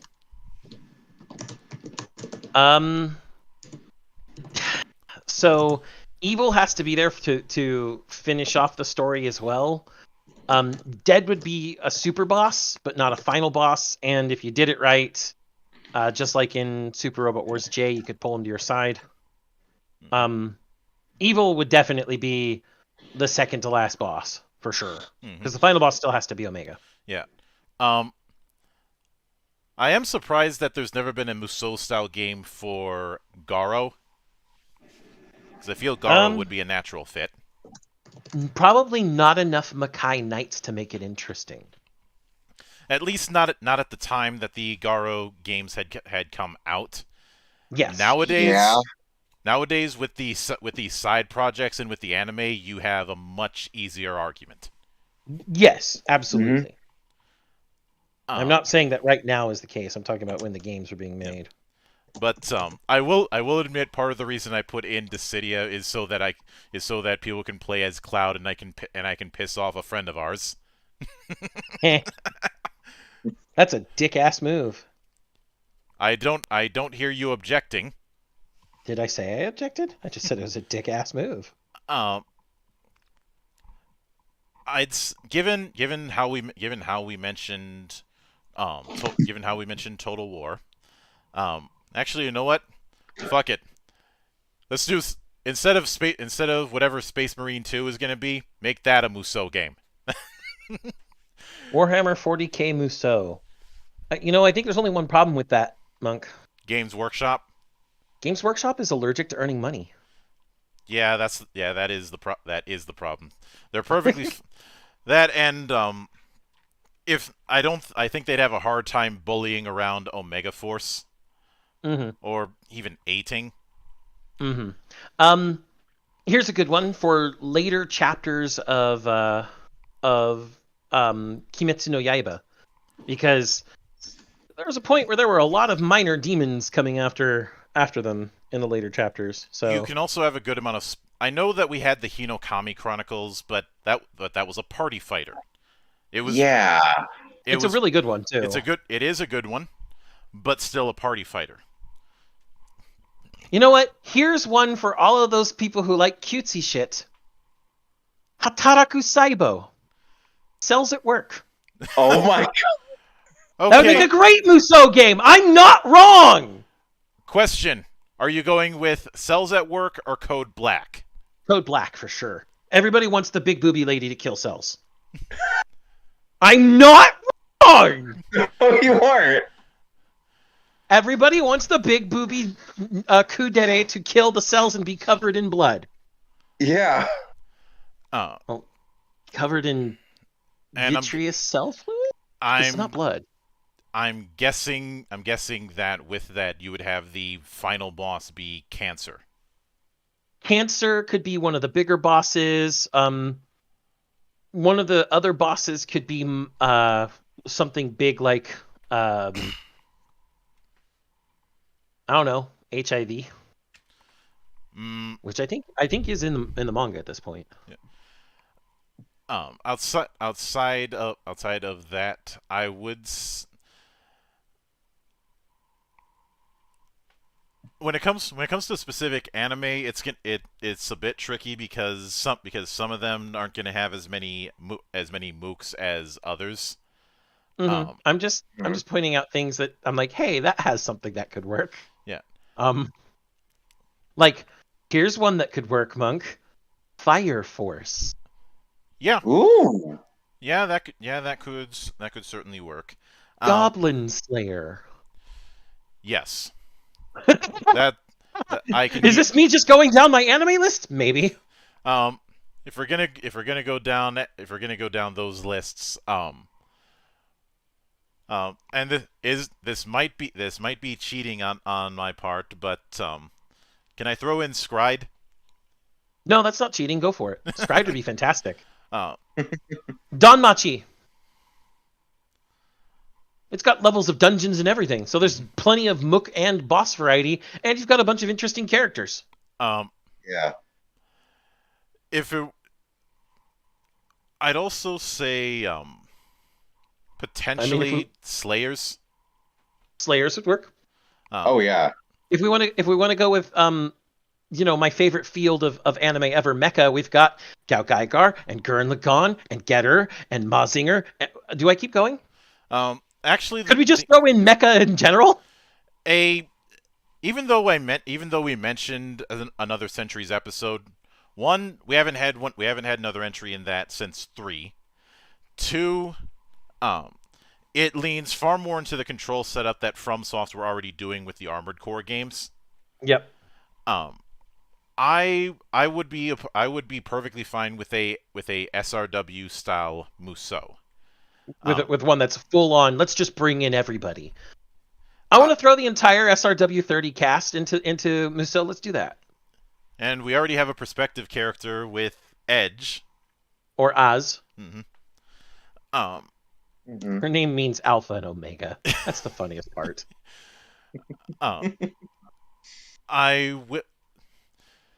If not that, then if not SRW, then maybe use that as the format for a Project X Zone 3. Project Cross Zone 3, yeah. Mm-hmm. Ethereal Dragon, I already mentioned Danmachi. Mm-hmm. That's the shortened Japanese name for is it wrong to try to pick up girls in a dungeon? Yeah. I know when it comes to my particular area of expertise, there are a few entries that would be, would be interesting. Hmm. If I want to go really stupid, let's bring in either Exalted or Anima. Exalted or Anima both work just fine. Jesus fuck, they'd be great too. Spectacle, they'd be Spectacle Musou for sure. And I'd say between the two, Anima would be trickier to work with because I think Anima works better as a character action, mostly because it's done that twice. Mm-hmm. With a third one on the way eventually. I'm not sure when that's coming around. Before you go much further, Monk, I just thought of one more from the anime side of things. Jujutsu Kaisen. Yeah. All the cursed spirits and shit and all the cool sorcerers. Yeah. That and the fucking culling game arc in the manga right now. Mm-hmm. And domain expansion can be its own stage mechanic all to itself. Exactly. Although, sorry to interrupt. Keep going. I will say I would not have Gojo be playable in that. I would. They've done superpowered characters in other Musou games that limited the scope of their power to just what makes sense for the game, and it still felt uber powerful. Fair. I would say that domain expansion that would probably be in the same vein as the final stuff we've talked about with Kamen Rider. Yeah. But see, aside from that,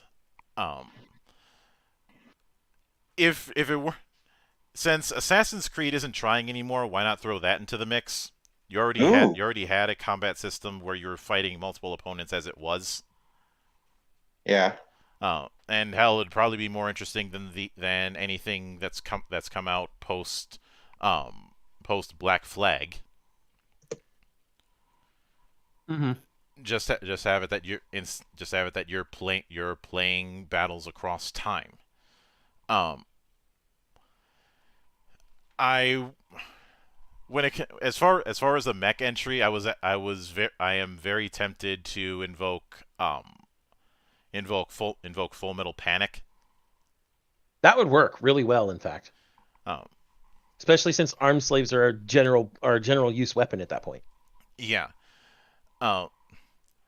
As tempting as this might be ridiculously stupid, but what about a Mech Warrior game in a Musou setup that is taking place during either the Ameris Civil War or the Clan Invasion?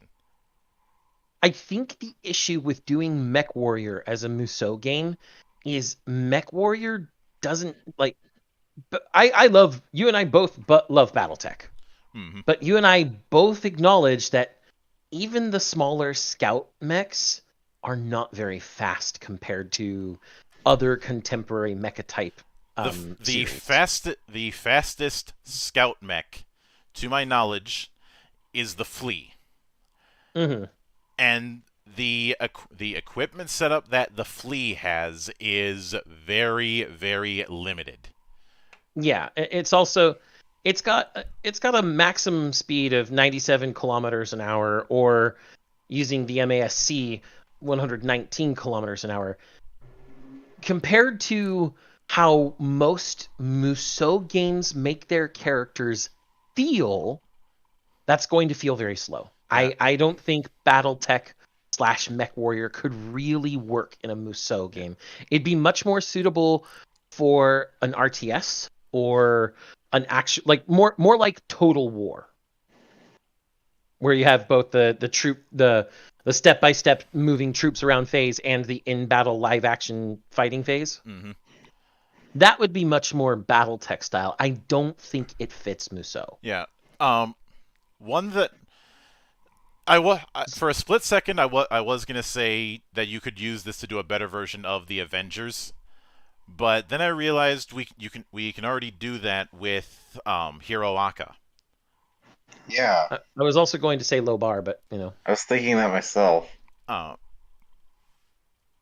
Hiroaka could do a good Musou game though, because there's a lot of low effort Mook villains that you could just kind of, huh? Nomu. The Nomu. The Nomu feel more like mid-bosses. They are of limited amount, and they're very strong, but they're all kind of faceless. Mm-hmm. I'm talking about, like, low-level criminals. Yeah, I could certainly see that. Once again, Hiroaka does have two games under its belt, the One's Justice games, as well as they're pretty good. as well as a game that looks like a BR, which if I'm being honest, I think is a waste of potential. It probably is. Oh. Dragon asks, would Sonic the Hedgehog work if you add the lesser used characters? Funny you should mention this, considering we were talking about Sonic Frontiers just before the show started. If we're using Sonic Frontiers speed and battle system, abso-fucking-lutely. If that's the case, how would you utilize somebody like Omega? Omega in that case is going to be a lot like the bow characters that we've seen in many Musou games, where they do have an up close toolkit, but it's limited, and they're meant more to back up and pot shot at people. And if we're talking about using lesser known, I will note this: no characters from the Archie comic are eligible. Of course. That doesn't leave out two of the horniest characters for the fans, Blaze and Rouge. Mm-hmm. I think the big problem is certain characters are XPs of others, and how do you make them different enough? You'd especially have this problem with how would you make Sonic, Shadow, and Metal Sonic feel different from each other?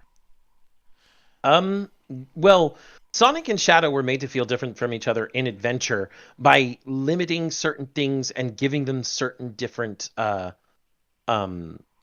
movement patterns. But of course, that isn't applicable to a Musou game entirely. It'd mostly be in how their specials work. I'd say in that regard, Shadow would have far more crowd control and basically doubling down on his essentially chaos spells. That's what they are. His chaos control bullshit and where he teleports and stuff. Yeah. I was not thinking chaos control. I was thinking chaos spear. Chaos spear is another one of his. Yeah. In fact, you could actually probably use, what was the name of that GBA game? Sonic. Might have been Sonic Battle. Let me hold on. I gotta look up. Hold on. We're definitely not using Sonic Chronicles as a base for anything. No. No. It wasn't Sonic Battle. I don't think it was. It might have been Sonic Battle. I would probably have Tails and Eggman in different walkers, much like in Adventure 2. Actually, as Xana, it was a fighting game, but it was for the GBA. Mm-hmm. Yes. It was Sonic Battle, but it had a story mode. And it had a really good one, actually. You could use the different kits that each character have from this game. They actually were vastly different playable characters, even between Sonic and Shadow. Mm-hmm. Then, of course, you had Emerald, who was at most the weakest and at most the fucking strongest character in that game, because you could equip him with stuff. Oh, yeah, I can certainly see that. Sorry, carbonation. I would be perfectly fine not using Silver. I mean, we could have Silver. He's He's actually vastly different than either Sonic or Shadow. Yeah, it's actually no. I take it back. The one who I would be perfectly fine with nixing any characters from the Riders games. Yeah. Especially Jet.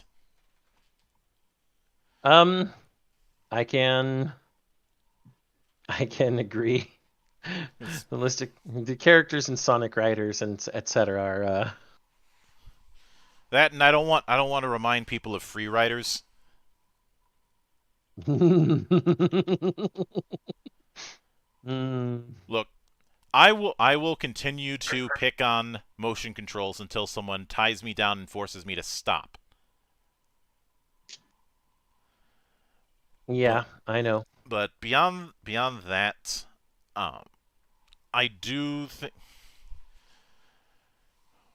we have. I'd one that might be a bit of a stretch, but but I think would be interesting to work with, possibly is Vinland Saga, if only because I want a Musou that involves a whole lot of Vikings. I mean, don't we already have a Musou like that? Not really. I mean, I could maybe have sworn there was a Musou game with Vikings in it. you had some historical ones like I think it was Spartan, but one, that's not Vikings, and two, that doesn't quite match. I know some people might bring Saga of Asgard, but that wasn't very good, so kind of slim pickings there. Yeah. But a lot of the action games that involve Vikings are either just action or beat 'em up, or just don't have that same type of scale. Mhm. And I do also, although I was gonna say Record of Ragnarok, but no, there's one that I think might be a better fit. Drifters. Ooh, yeah, that would work because it is just war in a new isekai fantasy world after being kicked out of war in their own world. Mm-hmm. JoJo as a Musou, I don't think would work. No. Because it's all about one-on-one battles or sometimes two-on-one battles with stand or Hamon users. It's not really mass battle. And as far as the stands that could create massive amounts of mooks, there's not that many. Very, very few. And yeah, in fact, the closest thing you'd have to a reliable mook is vampires. And they're rather limited in source. It's mostly the pre-stand era that we have vampires, and even then we didn't have the only time that I'd say you had a lot of vampires in a mook form was Phantom Blood. To a certain extent, you had it with Battle Tendency, but not nearly as much. I mean, Battle Tendency had more vampires overall, technically. It had more vampires overall, but you didn't quite have the mook setup since since the focus was obviously the Pillarmen. The Pillarmen. But honestly, I do think that there could be some potential in using Heroes of Might and Magic, or nowadays Songs of Conquest. Good game. Given, Completely broken, as Seth Zintach has made an example thereof. Mm-hmm. But demonstrated. And yet it still isn't as busted as Heroes of Might and Magic 2. Well, that's because the devs keep patching all the exploits, and he still keeps winning. Mm. Bastard. Do you think Bastard would make a good Musou? To a point, yes. If only because Bastard does have the kind of scale that we're looking for. Yeah. I mean, of course, you and I have both made the continuous jokes about Dark Schneider. Mm-hmm.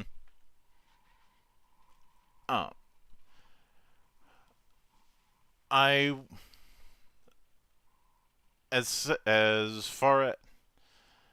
will admit that the Final Fantasy one is a major one that's in the back of my head, and I would use essentially the cast roster that you saw with Dissidia NT. and a similar kind of format. Just instead of trying to create two new opposing deities, I'd go back to Cosmos and Chaos. Simply because it's a far easier framework to work with.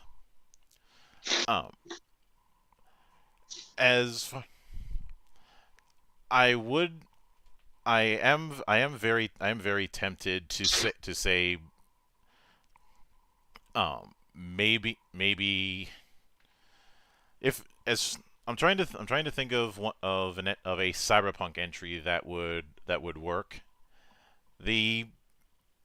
It would have to be in the same scale as Sengoku Basara, but maybe Shadowrun,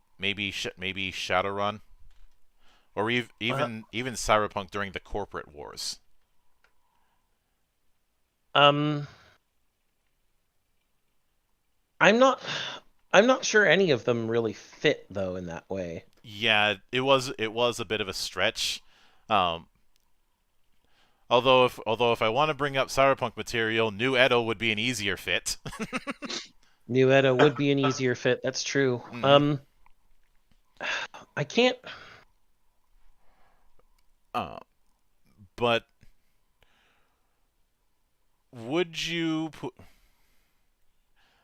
I was tempted to bring up Kingdom, but Kingdom is still leaning way too close into Three Kingdoms. Yeah. I don't think that one really. I wouldn't be opposed. Since Games Workshop is afraid of money, using Warhammer Fantasy or 40K is off the table. But the Ninth Age, which was a Warhammer XP that was built in response to the end times, would be on the table, as well as Mantic's Kings of War. We kind of already have a Star Wars Musou game. It's called the old Star Wars Battlefield games. Yeah. Kind of. I mean, it is pretty big mass battle, and there is a lot of killing, and you can take up even bigger hero units. Yeah. It's not exactly the same, but it's still pretty close. I would say if I can get away with it, maybe I'll throw in Weapons of the Gods.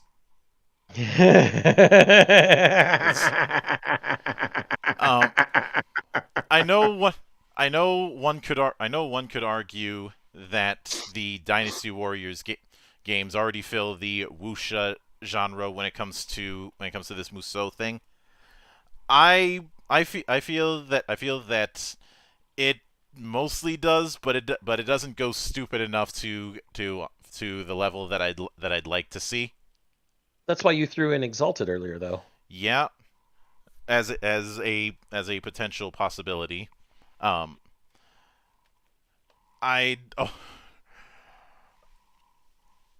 would also not be opposed to. Let's see, what was it? Jeez, what? Let's see, I already mentioned Suikoden. I was gonna say Castlevania, but no. You could do Musou with a Castlevania game. Ys. That's a deep cut. Oh, I needed my appendix. No, I didn't. That's just vestigial. Thank you. Actually, Monk. You just cut that out of me. Thank you. But am I wrong? No, not that I can think of. Ys already has a fairly simple approach to its combat, so it wouldn't be too much of a stretch to just up the scaling. But if that's the case, we could throw in certain Star Ocean games. Well, Divine. I haven't played Divine Force yet, but it is going the action route, so. For just scale alone, though, Monk, we could throw in Till the End of Time. I know you don't like me bringing that up, but it's the truth. I already covered Till the End of Time when I did that reconstruction with Daniel. I understand that. You're not I wrong, understand though. that. I'm just saying that it has the potential for a Musou game. I would say of the ones it has the most potential. I should say of the ones that I've played, because obviously I haven't played Divine Force yet, and I want to. Holy shit! It looks so good. Integrity and Faithlessness doesn't have enough scale. And it was slightly disappointing as a game. I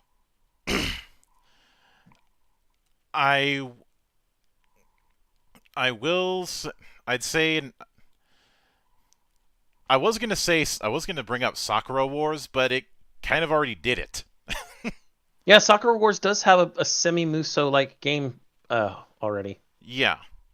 Well, then that brings us to the game of strategy RPGs in general. Mm-hmm. Because most of those, like you could take Ogre Tactics or any of those and make them into Musou games. I'd say of those, the one Tactics Ogre, excuse me. The one that has the best potential would be Tactics Ogre. March of the Black Queen and Ogre Battle 64 I don't think would work as a basis. But then we go back into my bailiwick and we look at Zone of the Enders, the Fist of Mars, and we go, yeah, anything Zone of the Enders could go Musou. It kind of already did. It already did in that one battle in the second runner. One battle is not a Musou game, monk. I want a Musou game. You want Jehuti fighting off against 500 raptors. I get it. I mean, 500 of anything, even other orbital frames if necessary. Although Vampire Hunter D doesn't really fit. No. And Ruby belongs more in the realm of character action than it does Musou. Yeah. Not to mention our remake is much better. Yep. Go watch those 4 parts, by the way. Mm-hmm. Shameless plug. Yep. As far as Vampire Hunter D, if someone were to ask me to adapt that into a game, I would probably use. That is the one case where I would actually buckle down and use a open world format. Specifically something like Breath of the Wild, just not as sunny. Yeah, I would see Vampire Hunter D being an open world action RPG with the typical elements of he's going around looking for bounties and saving people. So you've got to find your quests in cities and stuff. I just wouldn't use the Ubibox format because trying to do some. The thing that would be tricky with that is trying to find some way of implementing an upgrade system with D. I'd say it's less of an upgrade system and more of taking it in reverse, the approach that other M was trying to do but didn't quite nail. Yeah. I also think that if you're going to do that with Vampire Hunter D, the other thing is the other hard one is going to be a main story that isn't taken from the books. The PS1 game seemed to lean into Resident Evil, though that PS1 game was loosely based on Demon Death Case, although not as loosely as Bloodlust. I would say I know that a lot of people really didn't like it as a party fighter, but the concept of Jump Force is something that I'd be fine with taking that and putting it into a Musou game. In fact, it'd probably feel a bit more natural. It would, because it's a bunch of different anime characters all coming together because of different threats. That would make sense. And we already have cases of games, well, from anime, as we have on the splash screen there, that work well. But Monk, I think this illustrates that there are a lot more pockets for Musou games in general than people might think, because the particular elements that make a Musou, grand mass battle at large scale, a super, maybe not even superhuman, but a definitely larger than life general that you play, driving off hordes until you can meet an enemy commander and defeat them, things of that nature, running missions here and there, maybe things of all these things that intertwine that make up, what in general Musou is. There's a lot more facets than what the detractors give it credit for. And as such, because there are a lot more facets, there are a lot more sources that could be pulled from. Yeah. I would like to ask whether or not you would consider the One Chanbara games to be Musou games. One Chanbara? Mm-hmm. That's actually a really hard one to determine. If I'd say they're more character action, to be honest, especially considering that there's a lot of technically duels within them. I can see that. I'd say that it's the line is a bit straddled when it comes to Origin and Z2 Chaos. Mm-hmm. I.e., the last two ones that I was able to play. Mm-hmm. Well, and the big thing is you don't quite have as large a scale as we've been looking for. This, I'd say that it's the same limitations as we saw with Senran Kagura, Estival Versus. Yeah, it's zombie hordes, sure, but it's not a lot of them. And it's not the same massive scale that we're all used to. Yeah, I can certainly go with that. But for me personally, the point of this is there's a lot of potential, and it's a potential I'd like to see explored by people outside of Omega Force.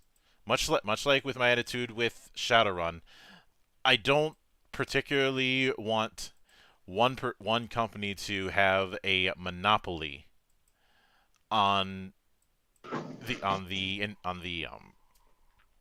on a particular gameplay style or a genre or what have you. That's entirely understandable, considering that there's a chance that Omega Force's makeup could all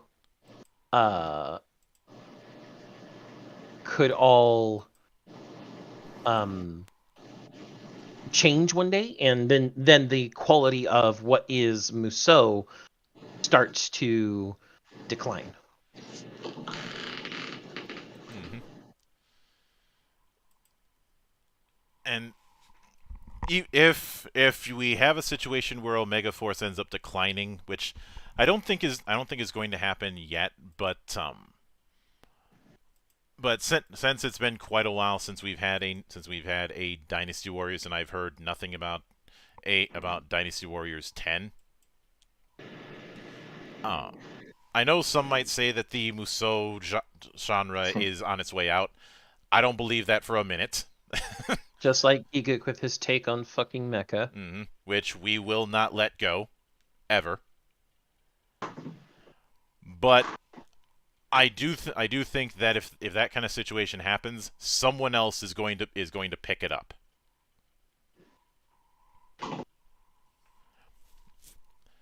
That is all.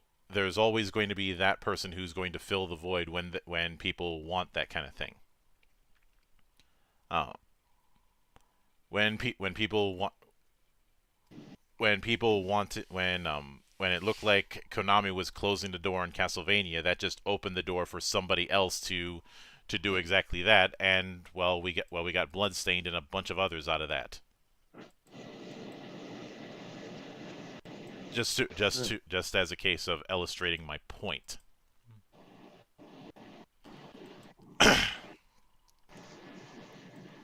And the same thing can apply with Musou, but I think that will do it for this significantly longer episode of GeekWatch.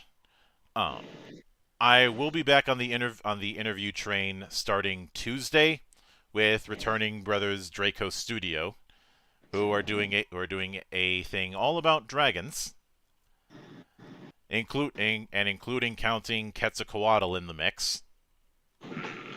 Quetzalcoatl's more a winged snake than a dragon, but okay. I'm willing to go with it if it means some variety. Understandable. Yep. And of course, this Friday will be another episode of The Valley of the Judged. We are getting close to the end with Other Worlds. And next Sunday will, of course, be a brand new episode of GeekWatch. So please look forward to it. But until then, on behalf of the good brothers present and not present, my name is Mildra. I am your gaming monk, and join the watch.